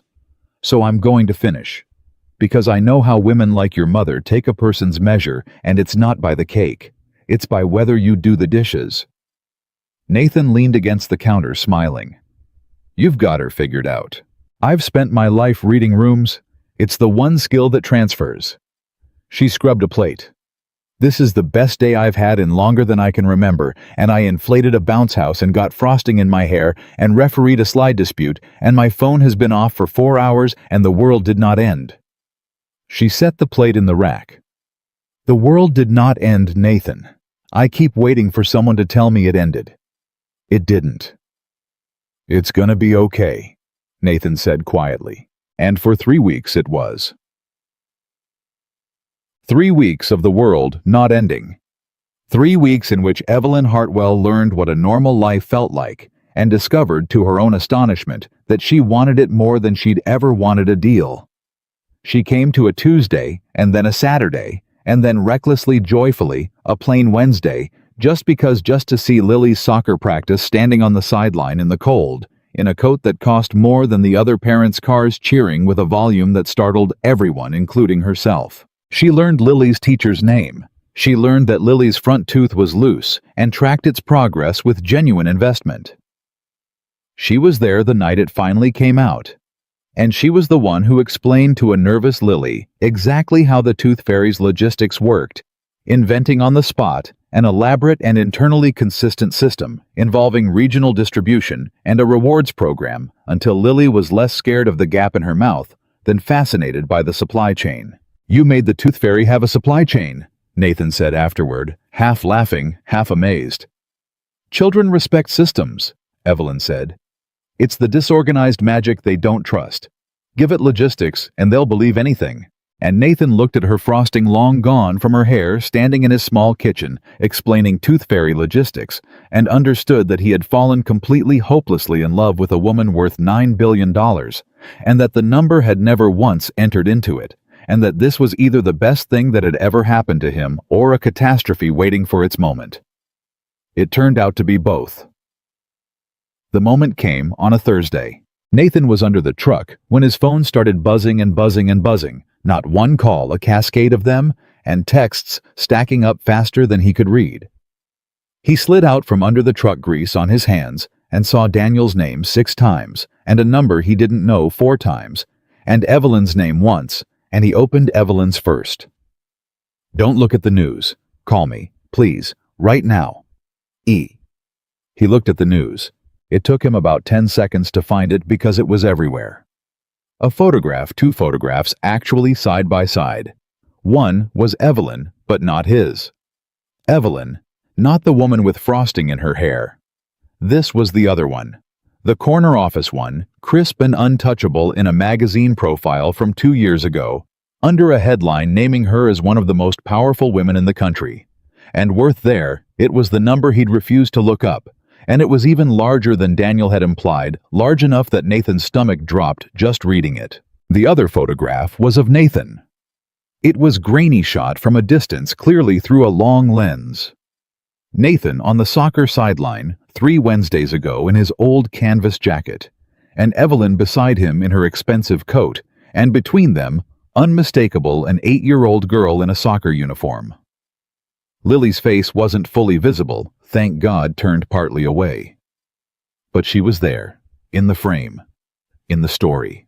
The headline read, "Billionaire CEO's Secret Life, the Navy Boyfriend and the Mystery Child." Nathan called her with shaking, grease-stained hands. "Nathan." She picked up on the first ring. "I am so sorry. Someone must have followed me. I should have been more careful. I know how to be careful, and I got happy, and I got sloppy, and now you and Lily are Nathan." "Is Lily okay? Does she know? Has anyone?" "She's at school." Nathan's voice was flat-controlled, the voice he used when everything was on fire and someone had to not be on fire. She doesn't know. What is this, Evelyn?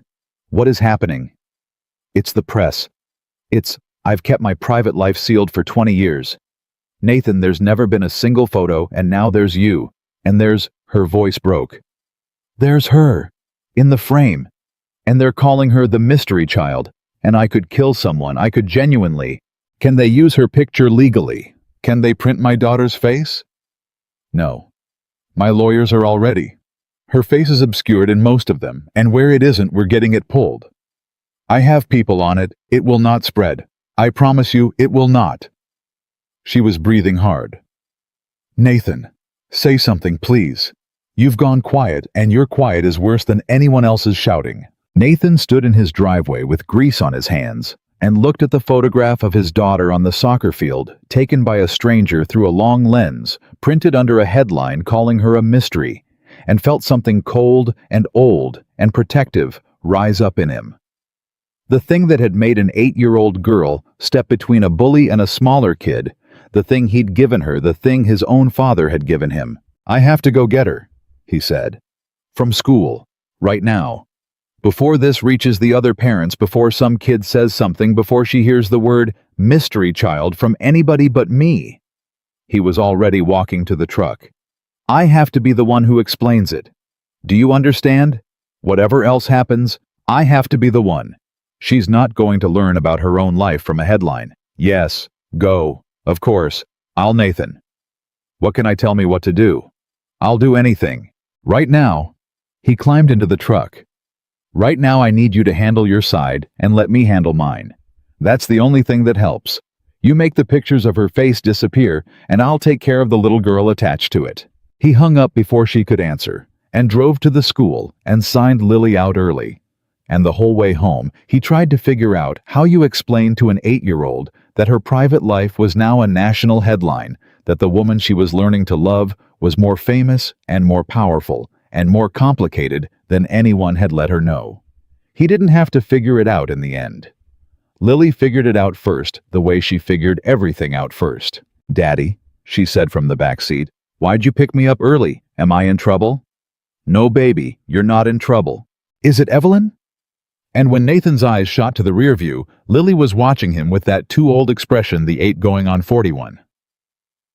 Marcus said his mom saw a picture of you and Evelyn on the internet, and that Evelyn is super rich, like $1 billion, and that you're her boyfriend now, and everybody was talking about it at recess. She paused. Is that true, the rich part?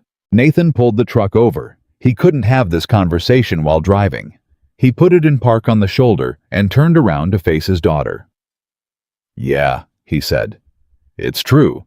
Evelyn has a lot of money. A whole lot. Lily absorbed this. Like a princess. Sort of. Except she made it herself. Nobody gave it to her. She built a big company from nothing when she was young, and she worked harder than just about anybody to do it. He watched her face. Does that change how you feel about her? Lily thought about it with tremendous seriousness. Does she still not know that necks aren't height? Lily asked. Nathan laughed. It burst out of him, half relief, half love. She still doesn't fully get it, no. You've got a lot of teaching left to do. Then it doesn't change anything, Lily decided. She's still Evelyn. She just has more money than I thought. A beat. Does that mean she can buy a bounce house for our actual house to keep? No, Nathan said. It does not mean that. But she could. Just because a person can buy a thing doesn't mean they should. Evelyn knows that better than anybody. It's part of why I like her. Lily accepted this philosophy. And then quieter, in a different voice, she asked the question that had been sitting under all the others. If she's a bazillionaire, why does she come to my soccer? Rich people don't go to kids' soccer. And there it was, the fear dressed up as a question. The same fear that had lived under everything since the day her mother walked out the door. Why would someone like that stay for someone like us? Because you matter to her, Nathan said, and he made his voice as steady and true as he'd ever made anything. The money's got nothing to do with it. She comes to your soccer because watching you play makes her happier than anything the money can buy. That's the whole reason. That's the only reason." Lily looked at him for a long moment, and then she nodded satisfied and looked out the window and said, "Okay, can we get McDonald's since I'm out of school early?" And Nathan laughed again and said yes, and pulled back onto the road, and for a little while it seemed like maybe it would be okay. Maybe the storm would pass over their heads without touching them. But the storm was only getting started. Because a headline like that doesn't just sit there. It grows. By that evening, there were follow-up pieces, and by the next morning, there were photographers, actual photographers. 2 of them parked down the street from Nathan's house in a car that didn't belong to the neighborhood. And Nathan had to walk Lily to the bus with his arm around her and his body between her and the lenses, and he had to explain to his commanding officer why there were reporters calling the base, asking about a serviceman named Cole.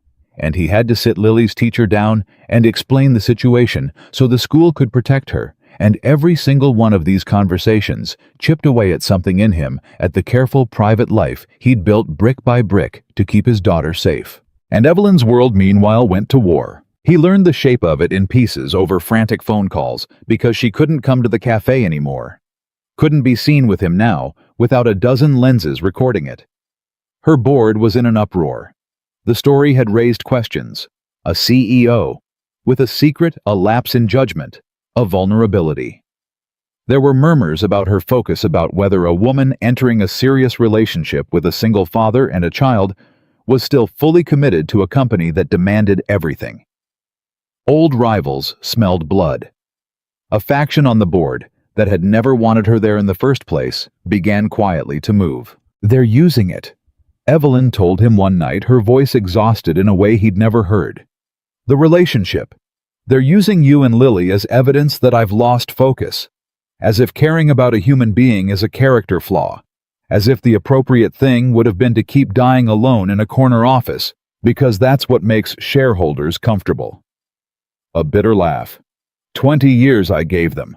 And the moment I want one true thing for myself, they treat it like a scandal. "You could deny it," Nathan said. "You could say I'm nobody, a misunderstanding. Kill the story. Protect yourself." He said it because he loved her, and because it was the exit, and he needed her to know he'd hold the door open if she wanted to walk through it. "I'd understand, Evelyn. Nobody would blame you. It's your whole life." There was a long silence on the line. "Is that what you want?" Evelyn asked quietly. "For me to say you're nobody. I want you to be okay. I want you to keep the thing you spent 20 years building. I don't want to be the reason you lose it." "You didn't answer my question." Nathan closed his eyes. "No," he admitted. "No, I don't want you to say I'm nobody. I want God help me, Evelyn. I want you to say the opposite. But I'm not going to ask you to burn your whole life down for a Navy guy and his kid. I've got no right to ask that." "You're not asking," Evelyn said. "That's the thing about you. You never ask. You just quietly hold the door open and let me choose every single time." Her voice thickened. "Do you have any idea how rare that is? Everyone in my life pushes me toward the deal, toward the exit, toward whatever serves them. And you just stand there holding a door open and trusting me to walk through the right one." A pause. "I'm not going to say you're nobody, Nathan. I'd sooner resign." Nathan's heart stopped it for a second. "Don't say that. I mean it more than I've meant anything." "Evelyn, don't make a decision like that in the middle of a war. That's how people lose everything. You don't blow up your life to win a fight." "And what if the fight is the thing showing me my life was already blown up?" she said. "What if I'm sitting here in a corner office worth more than some countries, and the only 3 weeks I felt alive in 20 years were spent inflating a bounce house and explaining tooth fairy logistics, and now these men want me to choose the office over the bounce house, and I'm looking at the choice, Nathan. I'm actually looking at it, and I don't want the office. You're tired. You're not thinking straight." I have never thought more straight in my life. But the fight got worse before it got better, and it got worse in the exact way Nathan had feared most, the way that had nothing to do with boards or shareholders, and everything to do with a little girl. Because Evelyn, fighting for her professional life on 3 continents, started missing things. Not out of carelessness. Out of siege. A board that wanted her gone scheduled emergency meetings designed to test her, to force her to choose, to make her prove her commitment by being everywhere at once. And so the Wednesday soccer practice came, and she wasn't there. And the Tuesday cafe was empty on her side. And the phone calls got shorter, more distracted, punctuated by other voices in the background, by one moment Nathan, by the sound of a woman being pulled in 10 directions, who could not, no matter how much she loved them, be in the one direction that mattered to an 8-year-old. And Lily noticed. Lily, who noticed everything. Lily, who organized her animals by height so the world would hold. Still watched the world start to move. "Is Evelyn coming to my recital?" Lily asked the night before. "She said she'd come. She promised. She said phone off and everything." "She's gonna try, baby. She's got a lot going on with her work right now." Lily got very quiet. And the next night at the recital, Evelyn's seat was empty. Nathan sat in the folding chair beside the empty one and watched his daughter come out on stage and scan the audience. Scan it once, twice, looking for a face that wasn't there. And he watched something in her small face close up, the exact thing he'd sworn would never close up again, and he wanted to burn the whole world down. Evelyn called that night wrecked. "I couldn't. The board moved the vote. They did it deliberately. They knew I had somewhere to be, and they—" "Nathan, I'm so sorry. Was she? How was she?" "She was looking for you," Nathan said, and he kept his voice level because shouting wouldn't help, and because he was too tired to shout. "The whole time she was on that stage, she was looking for you in the crowd." The silence on the line was total. And then, late that night, long after Evelyn's call, after Lily had gone to bed without asking for a story for the first time in a year, Nathan checked on her the way he did every night, standing in her doorway, and found her awake, staring at the ceiling in the dark. "Baby," he said softly. "You okay?" Lily didn't look at him. She kept staring at the ceiling. And when she finally spoke, her voice was small and flat, and it was the most frightened Nathan had ever been in his life. More frightened than any deployment, than any live fire exercise, than anything the Navy had ever thrown at him. "Daddy," Lily said, "is she going to leave like Mom did?" Nathan stood in the doorway, and for the first time in his life as a father, the one job he'd never once failed at, the one thing he'd always known how to do. Nathan Cole did not have an answer. Nathan crossed the dark room and sat down on the edge of her bed. "Come here," he said, and Lily sat up, and he pulled her into his chest, and he felt how small she still was. How much of her was still just a little girl, no matter how old her eyes got. "I asked you a question, Daddy." Her voice was muffled against his shirt. "You always answer my questions, even the hard ones. You said you'd always tell me the truth even when it's hard." She pulled back and looked at him. "So tell me the truth. Is she going to leave?" And Nathan understood that this was one of those moments that a child carries for the rest of her life, that whatever he said now, Lily would remember at 30, at 50, would replay in her own dark room someday. He could not lie to her. He'd built their whole life on not lying to her. But he could not promise her something that wasn't his to promise either, because a broken promise would be worse than any hard truth. "I'm going to tell you the truth," Nathan said. "The real one. Okay, even though it's complicated." Lily nodded. "I don't know," Nathan said. "That's the truth. I don't know if she's going to be able to stay the way we need her to. Her life is really, really big right now, and there are people trying to pull her away from us. And I don't know yet if she's strong enough to say no to them." He held her eyes. "But here's what I do know. And this is the important part, so I need you to really hear me. You ready?" "Ready. Whatever happens with Evelyn," Nathan said, "it will never ever be because of anything wrong with you. Do you understand me? When your mom left?" His voice caught, but he pushed through because she needed it more than she needed him to be composed. "When your mom left, that was never about you. Not for 1 second. You were 5 years old and perfect, and it was not your fault, and I need you to know that, because I don't think anybody ever told you that plain, and I should have told you 100 times. He wiped a tear off her cheek with his thumb. People leave for their own broken reasons. It's never because the kid wasn't good enough. You are the best thing I have ever done. You hear me? The best thing. And anybody who can't stay for you is the one who's losing something, not you. Lily was crying now quietly the way she did everything, and she pressed back into his chest. But I don't want her to be losing me, Lily whispered. I don't want her to leave and lose me.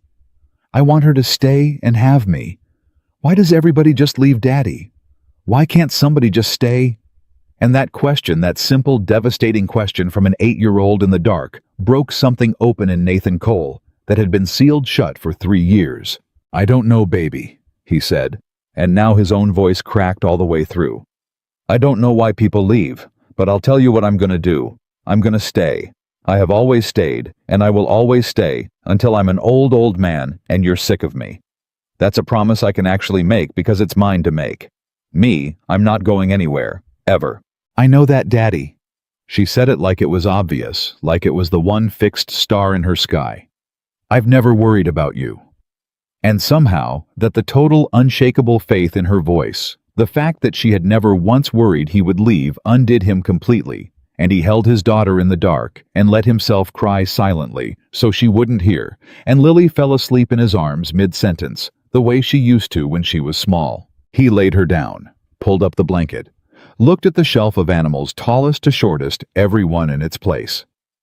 And then Nathan Cole went into the kitchen and he called Evelyn Hartwell, and it was 2 a.m, and she answered on the first ring, because of course she did, and he said the hardest thing he had ever said in his life. We have to stop, Nathan said.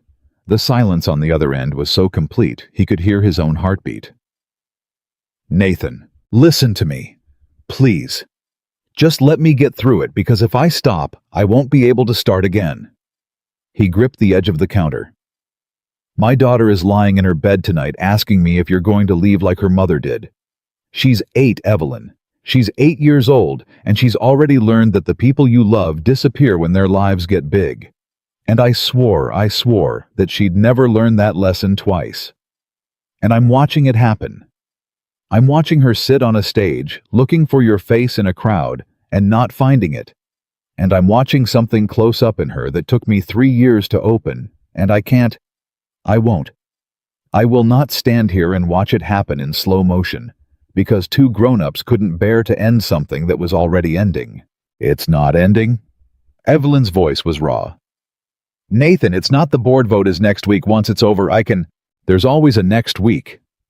Nathan closed his eyes. That's the whole thing. Don't you see it? There's always one more vote, one more crisis, one more Singapore. I told you this at the very beginning. The life gets bigger, one emergency at a time, and nobody chooses it. And one day the phone rings during her birthday, and you take the call because 10,000 jobs depend on it. And that's not a villain's choice, Evelyn. That's just what your life is. And I love you too much to make you keep failing at something that isn't your fault. And I love her too much to keep letting her get hurt by it. He heard her crying now silently, the way Lily cried, the way he'd just cried, and it nearly killed him. So, this is you holding the door open? Evelyn said, her voice shaking. One more time. You're standing there, holding the door, and telling me to walk through it, and telling yourself it's for me, when really, Nathan, really, it's because you're terrified, and you'd rather end it clean than risk her getting hurt. I understand. I do. But don't you dare tell me this is for my sake. Have the courage to tell me it's because you're scared. Of course I'm scared. It came out louder than he meant, and he glanced toward Lily's room and lowered his voice fierce. Of course I'm scared. I'm terrified. I have been terrified since the night you sat down at my table, because I knew the math didn't work. I knew what you were and what I was, and I let myself fall anyway, because you made me feel like a person again, and I was selfish. And I let my daughter fall too, and now she's paying for it, and yes, I'm scared. I'm so scared I can't breathe. But being scared doesn't make me wrong. Both things can be true. I can be scared and right. And I'm telling you, as the person who knows that little girl better than anyone on this earth, she cannot survive another slow goodbye. So if it's going to end, let it end now, cleanly, before she gives you the last piece of her heart. That's the kindest thing left. That's the only kind thing left. There was a long, long silence. Is that really what you want? Evelyn asked, and her voice had changed, the wildness gone out of it, something quiet and terrible in its place. For me to go. Truly. If I hang up this phone and you never hear from me again, and Lily grows up and forgets me, and I go back to my office and my board and my $9 billion and my empty penthouse, is that the outcome you want? Answer me honestly, Nathan. You've never lied to me. Don't start now. Is that what you want? And Nathan Cole stood in his dark kitchen at 2 in the morning, and he opened his mouth to say yes, because yes was the safe answer. Yes was the disciplined answer. Yes was the answer that protected his daughter behind a wall where no one could ever hurt her again. And he couldn't say it. No, he whispered. God, no. It's the last thing I want. Then why? Evelyn said, and she was crying again, but there was steel under it now. Are you asking me to do it? Because I don't know how to want you and protect her at the same time, Nathan said, and it was the truest thing he'd ever said, the thing at the very bottom of him. I don't know how to do both. I only know how to protect her. It's the only thing I've ever been good at. And you wanting you, it feels like the opposite of protecting her. Like every day I let you in is a day I'm gambling with the one thing I can't afford to lose. And what if, Evelyn said slowly, protecting her and having me aren't opposites? What if you've built your whole life on the idea that love is a risk you take against your daughter? When the truth is that the bravest thing you could show her, the single most important thing she could ever learn, is that love is worth staying for. That when it gets hard, you don't run. You don't end it clean to avoid the pain. You fight for it. What if the lesson she needs isn't people leave or trust no one, but this is what it looks like when two people refuse to give up on each other? Her voice broke. You want to protect her from watching someone leave. But Nathan, right now, tonight on this phone call, you're the one about to leave. You, not me. I'm not going anywhere. You're the one trying to walk out the door first so it can't hurt as much. And she'll learn that too. She'll learn it from you. Nathan stood frozen in the dark. Because she was right. God help him, she was right. And he hadn't seen. It hadn't let himself see it, that the wall he'd built to protect Lily was the same wall that would teach her to run. That a father who ended things clean, to avoid the pain, was teaching his daughter to do exactly the same, and that the bravest thing, the thing that would actually save her, was the one thing his whole disciplined, self-protecting, battle-hardened soul had never learned how to do. To stay in the fight when the fight got hard, to let someone help carry it. I don't know how, Nathan said, and his voice was barely a voice at all. Neither do I, Evelyn said. Do you understand? I don't know how either. I've never done it. I ran from my marriage into my company because the company was safer than a person. I've spent 20 years choosing things I can control over people I can't. You're not the only one who built a wall, Nathan. Mine's just made of money instead of discipline. We're the same. That's why it works. That's why it's terrifying. A breath. So let's not know how together. Let's be two people who don't know how figuring it out instead of two people who ran. For her. And for us. Because I am done running. I decided it tonight, sitting in a board meeting that stole your daughter's recital from her watching those men congratulate themselves. I'm done. I don't want the thing they're fighting to make me keep. Evelyn. Don't hang up, she said. Whatever you do, don't hang up this phone. Because if you hang up, we both go back to our walls, and we both spend the rest of our lives safe and alone, and telling ourselves it was the responsible thing. And I would rather burn every dollar I have than watch us do that. A pause. Stay on the phone with me, Nathan. Just stay. Can you do that? Can you just stay on the phone until the sun comes up? Can we just not hang up? And Nathan Cole, who had spent 3 years being the only one who stayed, who had never once let anyone help him carry the weight, sat down slowly on his kitchen floor with his back against the cabinets and the phone pressed to his ear, and did the hardest and bravest thing he had ever done, which was nothing at all. Yeah, he said, I can stay on the phone. And they stayed. Two people who didn't know how on a phone line at 2 in the morning, not solving anything, not fixing anything, just refusing for the first time in either of their lives to run. He didn't hear from her for 4 days after that night. It was the longest 4 days of his life. They hadn't broken up. The phone call had ended near dawn, with something unresolved, but alive with, "Don't hang up. Don't give up. Let me try to figure this out," with Evelyn saying, "Give me a week. Give me until the vote, and then I'll show you what I choose. I won't tell you. I'll show you." And Nathan had agreed because after a night on the kitchen floor, refusing to run, agreeing to wait was the least he could do. But 4 days of silence when the news was full of her was its own particular torture, because the news was very full of her. The board fight had gone public. There were stories every day now. Empire in turmoil. Board moves against founder. Is she losing her grip? Financial analysts on television speculating about her focus, her judgment, her recent personal distractions. And every time they said personal distractions, Nathan knew they meant him, meant Lily, meant a soccer sideline and a bounce house, and he wanted to put his fist through the screen. Daniel came over on the third night with a six-pack and sat with him in the garage. "You could call her," Daniel said. "She said give her a week. She said she'd show me, not tell me." Nathan turned a beer in his hands without drinking it. "So I'm giving her the week. It's the one thing she asked me for. In all these months, she never once asked me for anything. This is the first thing. I'm not going to fail it. And if the week ends and she chooses the company?" Nathan was quiet for a moment. "Then she chooses the company," he said.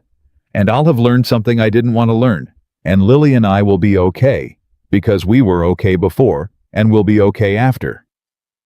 But," he set the beer down, "I don't think she's going to choose the company, Danny. And that scares me almost more than if she did. Because if she gives it all up, $9 billion, 20 years, the whole thing, if she gives it up for us, then it's real and it's on me and Lily to be worth it forever. And that's," he shook his head. "How do you be worth that? How does anybody be worth somebody burning down their whole life?" "Maybe that's the wrong way to think about it," Daniel said. "Maybe she's not burning it down for you. Maybe she's putting out a fire she should have put out years ago and you just gave her the reason to finally do it." He clapped Nathan on the shoulder. "You keep thinking you're a debt she's paying. You ever think maybe you're the first thing in 20 years that made her want to stop paying everybody else?" Nathan didn't have an answer for that. The 7th day was a Saturday. Nathan had told himself he wouldn't watch the news, and then he'd watched it anyway all morning, because the board vote was that day, and the whole financial world was waiting to see whether Evelyn Hartwell would survive it. By noon, there was nothing. By 2, still nothing, just analysts speculating cameras outside a building, the machinery of a story with no ending yet. At 3 o'clock, Lily, who had been subdued all week, who hadn't asked about Evelyn once, which was worse than if she'd asked, constantly came into the living room and stood in front of the television. "Is that where Evelyn works?" she asked, looking at the building on the screen. "Yeah, baby, that's it." "Is she in trouble?" Nathan turned off the TV. "Some grown-ups are trying to take her company away from her. Today's the day they find out if they can." Lily absorbed this. "Do you think she's scared?" "I think," Nathan said carefully, "she's probably very scared. But I think she's also very brave. Braver than those men know." Lily nodded slowly, and Nathan thought that was the end of it.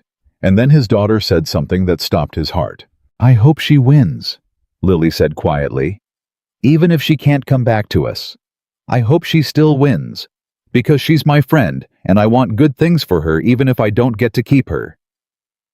And then she walked back to her room, an 8-year-old who had just demonstrated more grace than most adults manage in a lifetime, and Nathan sat alone in the quiet living room and had to put his face in his hands. At 4 o'clock the doorbell rang. Nathan almost didn't answer it. He'd been dodging reporters all week, but through the window he didn't see a camera. He saw an SUV in the driveway, the one she drove herself, and he crossed the room and opened the door, and there stood Evelyn Hartwell. She looked exhausted. She looked like she'd aged a year in a week. But she was standing on his doorstep in the late afternoon light, and she was smiling a small, wrecked, real smile, and in her hand, she was holding a manila folder. "You didn't call," Nathan said stupidly because his brain had gone blank at the sight of her. "You told me to show you, not tell you." She held up the folder. "So I came to show you." "The vote the board, what happened, did you?" "May I come in?" she asked. "It's a long story, and I'd rather tell it sitting down, and I'd very much like to tell part of it to Lily if that's all right. If she'll see me." Her voice caught on the "if she'll see me," and Nathan understood how frightened she was, this woman, who was never frightened, standing on his doorstep, not knowing if the little girl inside would still open her arms. "Lily!" Nathan called, not taking his eyes off Evelyn. "Baby, come here. There's someone at the door." He heard the bedroom door and then footsteps, and then Lily appeared in the hallway, and she saw who it was. And for one terrible second she just stood there, frozen, her small face working through something enormous. And then Lily ran flat out full speed across the living room and threw herself at Evelyn. And Evelyn.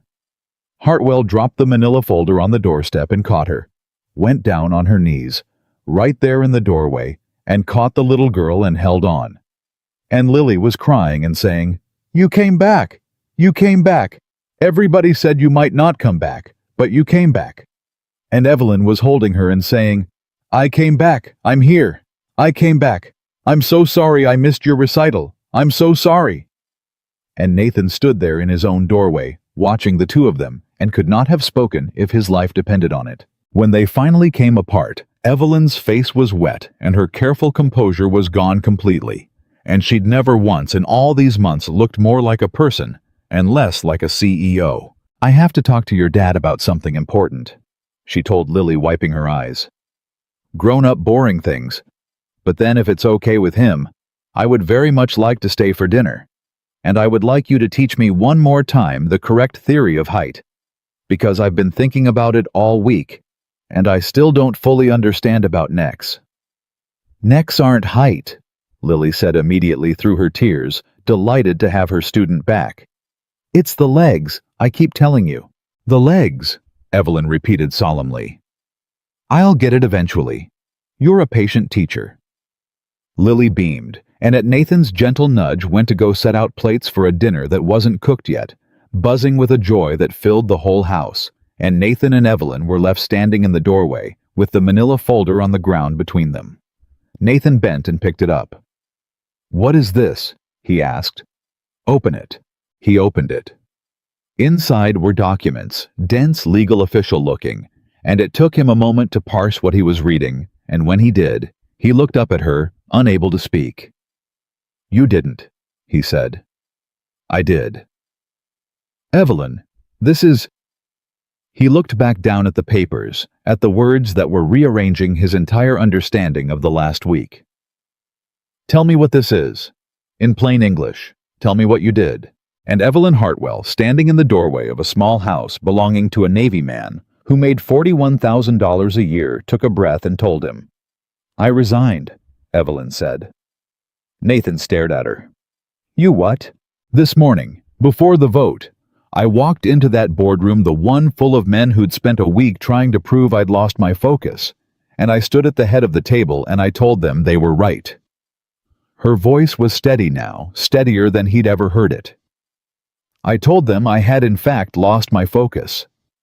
That for 20 years my focus had been on the wrong thing entirely. And then I handed them my resignation, effective immediately, and I named my own successor before they could name theirs, and I walked out of that building for the last time as a private citizen." She nodded at the folder in his hands. "That's the paperwork. It's done, Nathan. It's already done. There's no vote to wait for. There's no next week. I ended it myself on my own terms before they could take it from me." Nathan looked down at the papers, then back at her, and his mind was racing to catch up to what she was telling him. "Evelyn, that company was your whole life. 20 years. You built it from nothing. You can't just—" "I didn't just—" She stepped closer into the doorway, lowering her voice so Lily wouldn't hear from the kitchen. "I want you to understand something because I know you and I know that right this second you're doing the math, you're calculating how much I gave up, and you're terrified that you and Lily could never be worth it, and you're about to start building a wall out of guilt." She put her hand flat on his chest. Stop. Listen to me. I didn't give up my life for you. I got my life back. Do you understand the difference? Those men in that room weren't fighting to protect something I loved. They were fighting to keep me chained to something that stopped loving me back a long time ago. The company was never going to hold my hand when I'm old. The company was never going to explain the Tooth Fairy's supply chain to a child. The company was a beautiful, enormous cage, and I built it myself brick by brick, and I've been sitting in it for 20 years telling myself the view was the point. She shook her head. You didn't cost me my life, Nathan. You showed me I'd been living in a cage. There's a difference, and I need you to hear it, because I'm not going to spend the rest of my days with a man who thinks I'm a sacrifice he has to earn. Nathan's throat was too tight to speak for a moment. What are you gonna do? He finally managed. You can't just a person like you doesn't just stop. You'll go crazy inside a month. At that, Evelyn smiled, and it was a different smile than any he'd seen, brighter, freer, almost young. I'm not stopping, she said. I'm starting something new. Turn to the second page. He turned the page, and there in the same dense legal language was a second document, and this one made his breath catch even harder than the first. A foundation, he read slowly. He looked up. You started a foundation. I'm funding it myself. A very large portion of what I have, the portion I don't need to live simply for the rest of my life, which turns out to be almost all of it, because it turns out one person needs shockingly little. She was talking faster now, lit up, and Nathan realized he was watching Evelyn Hartwell excited about something for the first time. It's for single parents, for families in crisis, for the Nathan Coles of the world, the man working himself to exhaustion, making $41,000, learning to braid hair off a video at midnight, because his daughter's dignity matters more than his sleep. Do you have any idea how many of him there are? Millions. Millions of parents doing it alone, one paycheck from disaster, invisible to every system built by people like the ones I just resigned in front of. Her eyes were bright. I spent 20 years learning exactly how money and power move through the world. I know how to build things. I know how to make an organization run, and I have finally found something worth building it for. Not an empire that outlives me and belongs to no one. A thing that catches people before they fall. That's what I'm going to do with the rest of my life, Nathan. And I didn't do it for image, and I didn't do it for damage control, and I didn't do it to win you. She took the folder gently from his hands and set it on the side table. I did it because you made me remember I was a person who once took the punishment so a hungry girl could eat. I lost that girl somewhere in 20 years of boardrooms. You gave her back to me. So this, she gestured at the folder. This is her. This is me being her again. Finally. Nathan looked at her for a long moment. And then, because there was nothing else to do, because every wall he'd built had just been quietly dismantled by a woman who'd dismantled her own. To do it, he reached out and pulled her into his chest and held her, and Evelyn Hartwell, who had held herself apart from the world for 20 years, let herself be held. You should have called me, he said into her hair. I spent 4 days thinking you were going to choose the company. I told you I'd show you, not tell you. She pulled back and looked up at him. Words are cheap, Nathan. You taught me that actually the very first night when you said people always say they'd give it all up and never do. So I wasn't going to say it. I was going to do it and then stand in your doorway with the proof in my hand so that you would never, ever have to wonder whether I meant it. She reached up and touched his face. I'm not a woman who says she'll stay. I'm a woman who resigns from a $9 billion company on a Tuesday and shows up on your doorstep on a Saturday. That's the only kind of staying I know how to do, the kind you can hold in your hand. From the kitchen, Lily's voice rang out, impatient and delighted. Are you guys done being boring yet? I set the plates. There's nothing to eat, but I set the plates. And Evelyn still has to learn about necks. Evelyn laughed, the real one, the escaped one. The one Nathan had fallen in love with in a closing cafe a lifetime ago, and wiped her eyes. "We're coming," Nathan called, and then quieter to Evelyn. "You sure about this?" "All of it, because there's no undo button on a family. You come in here, you sit at that table, you let her keep teaching you about necks. There's no walking it back. She's already given you the last piece of her heart. You saw her run at you just now. There's nothing held back anymore, so I need you to be sure." Evelyn looked at him, and there was no vault left in her, no distance, no locked door, just a woman standing all the way in the open. "Nathan Cole," she said, "I have never been more sure of anything in my life, and I've made billion-dollar decisions with less certainty than I feel standing in this doorway." She took his hand. "Take me to dinner, even if there's nothing to eat, especially if there's nothing to eat. I'll learn to cook. I'll learn everything. I've got the rest of my life and nowhere else I'm supposed to be for the first time since I was 23.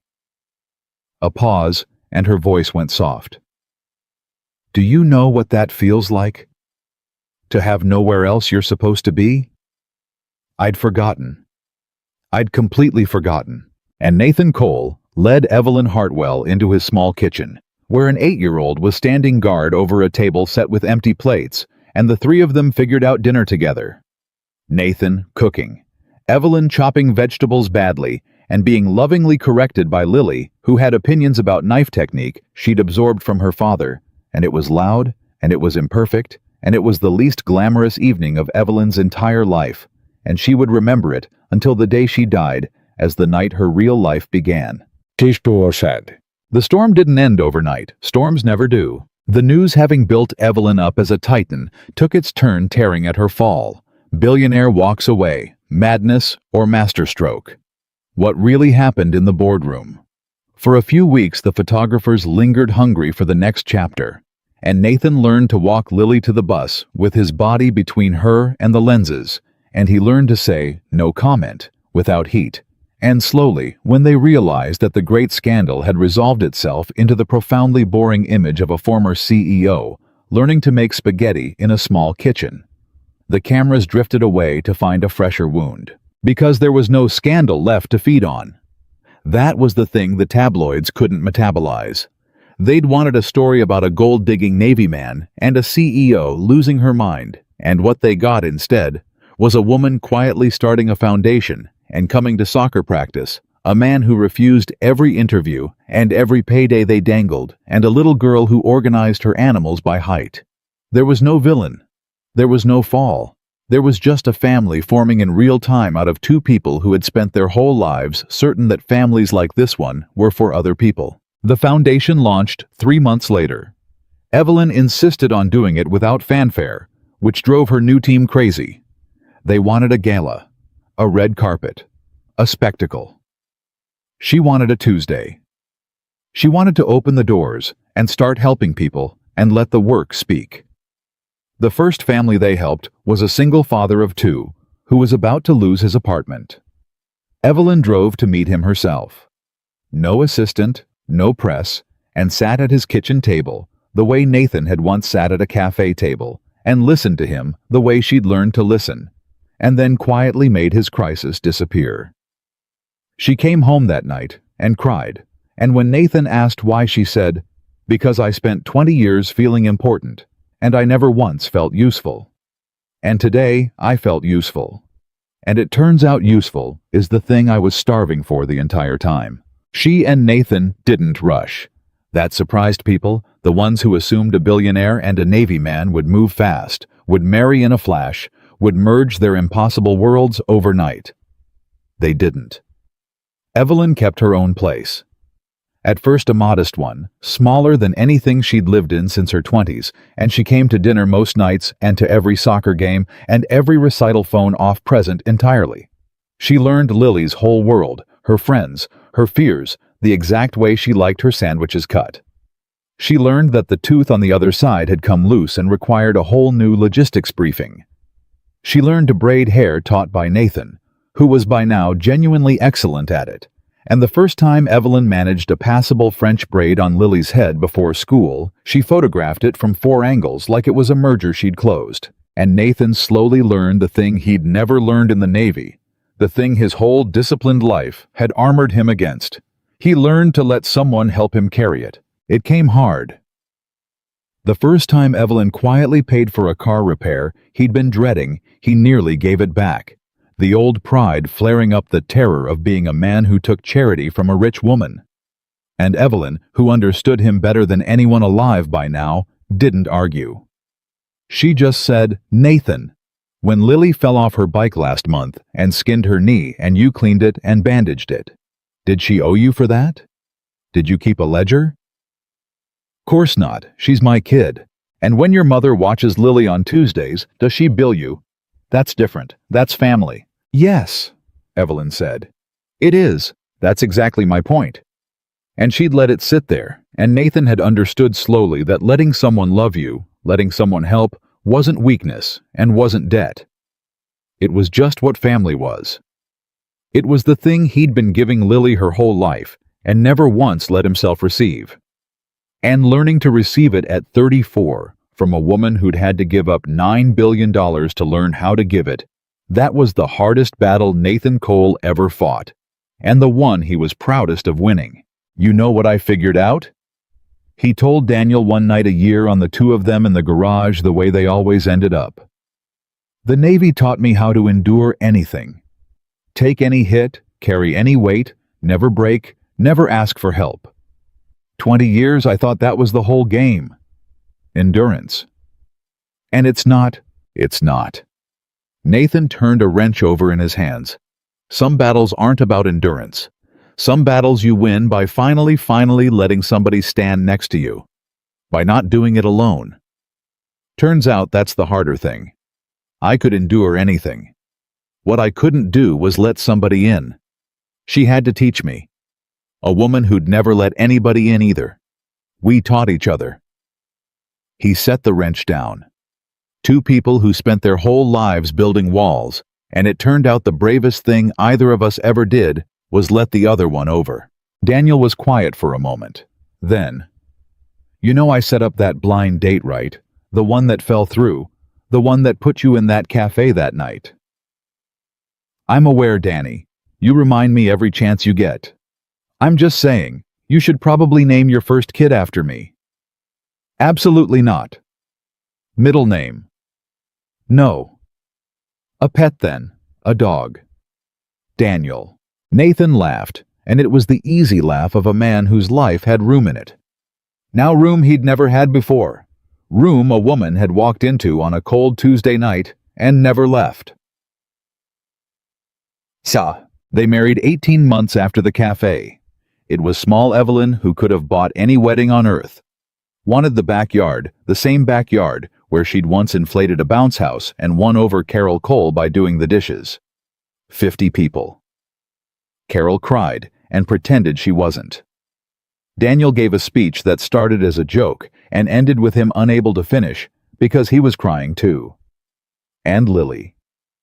Lily walked Evelyn down the makeshift aisle, because when Nathan had asked his daughter who should give Evelyn away, since Evelyn had no family of her own, to do it, Lily had said with total 9-year-old authority, "I will. She's mine. I found her first. At the park. With the animals." And no one had argued because it was true. At the reception, Lily gave a toast.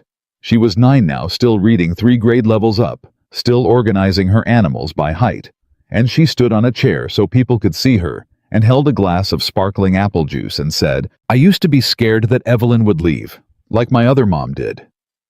The backyard went very quiet. I asked my dad one time if she was going to leave, and he said he didn't know, and that was the scariest night ever. She looked at Evelyn. But then she came back. Everybody said she might not, but she did. And she gave up a whole company and $1 bazillion, and my dad kept saying she was giving up so much, but I don't think she was. I think she was just coming home. She just didn't have a home before, and then she found ours, and now it's hers too. Lily raised her glass. So this is my toast to Evelyn, who came back, and who still doesn't totally understand about next, but that's okay because now she has forever to learn. And the backyard dissolved. There wasn't a dry eye in it.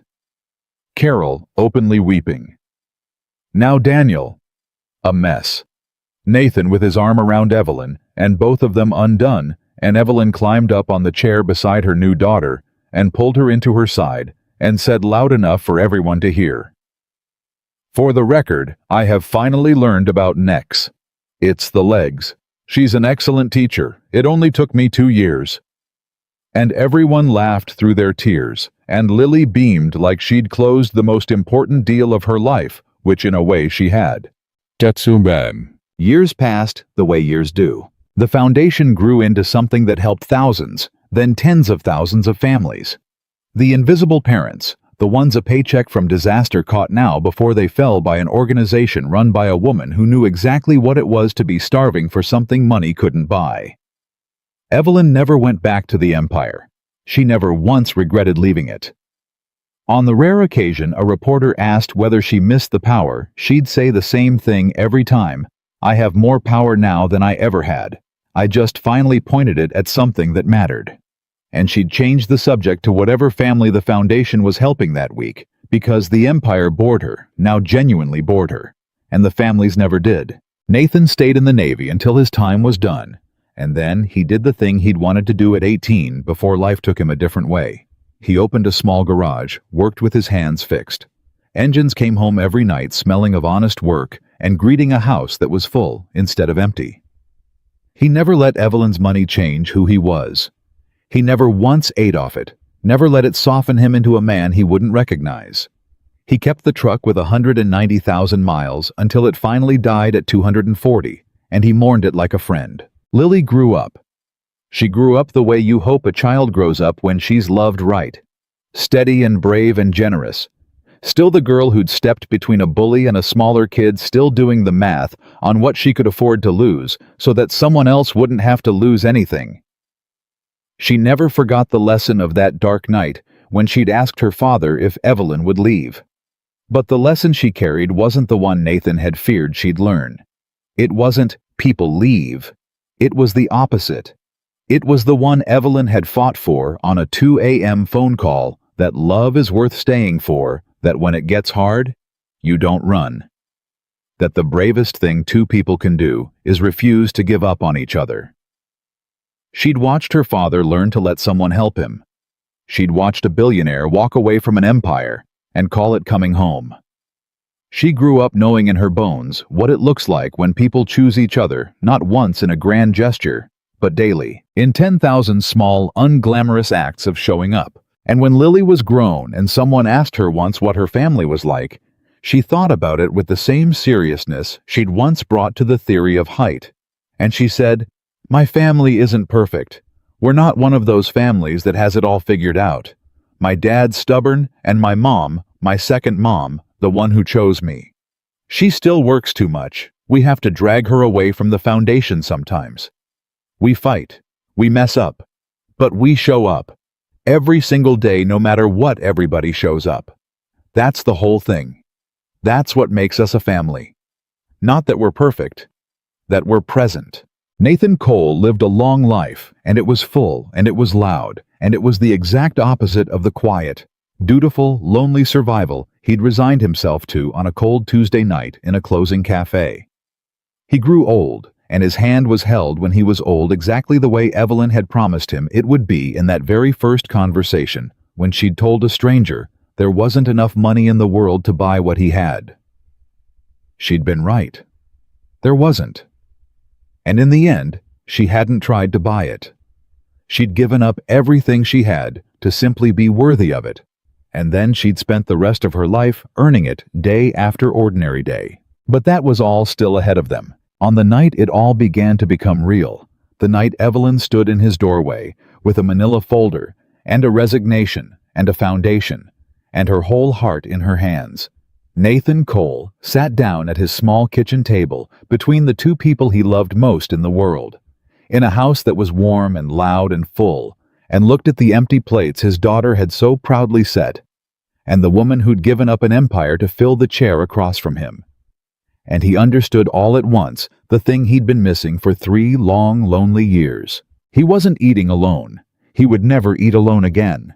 And Nathan Cole, Navy man, single father, A man who'd once gotten dressed up to sit by himself at a table for two reached out and took the hands of his daughter and the woman who'd chosen them.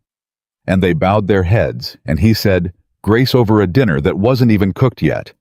And his voice did not shake, because for the first time in his entire life, he was exactly where he was supposed to be, with exactly the people he was supposed to be with. And nothing in the world was ever going to make him lonely again. The table was full. The family was real. And that was the truth that no headline could touch, no board could vote on, and no amount of money could ever have bought. They had built it themselves, brick by brick, day by day, showing up. And it would never disappear.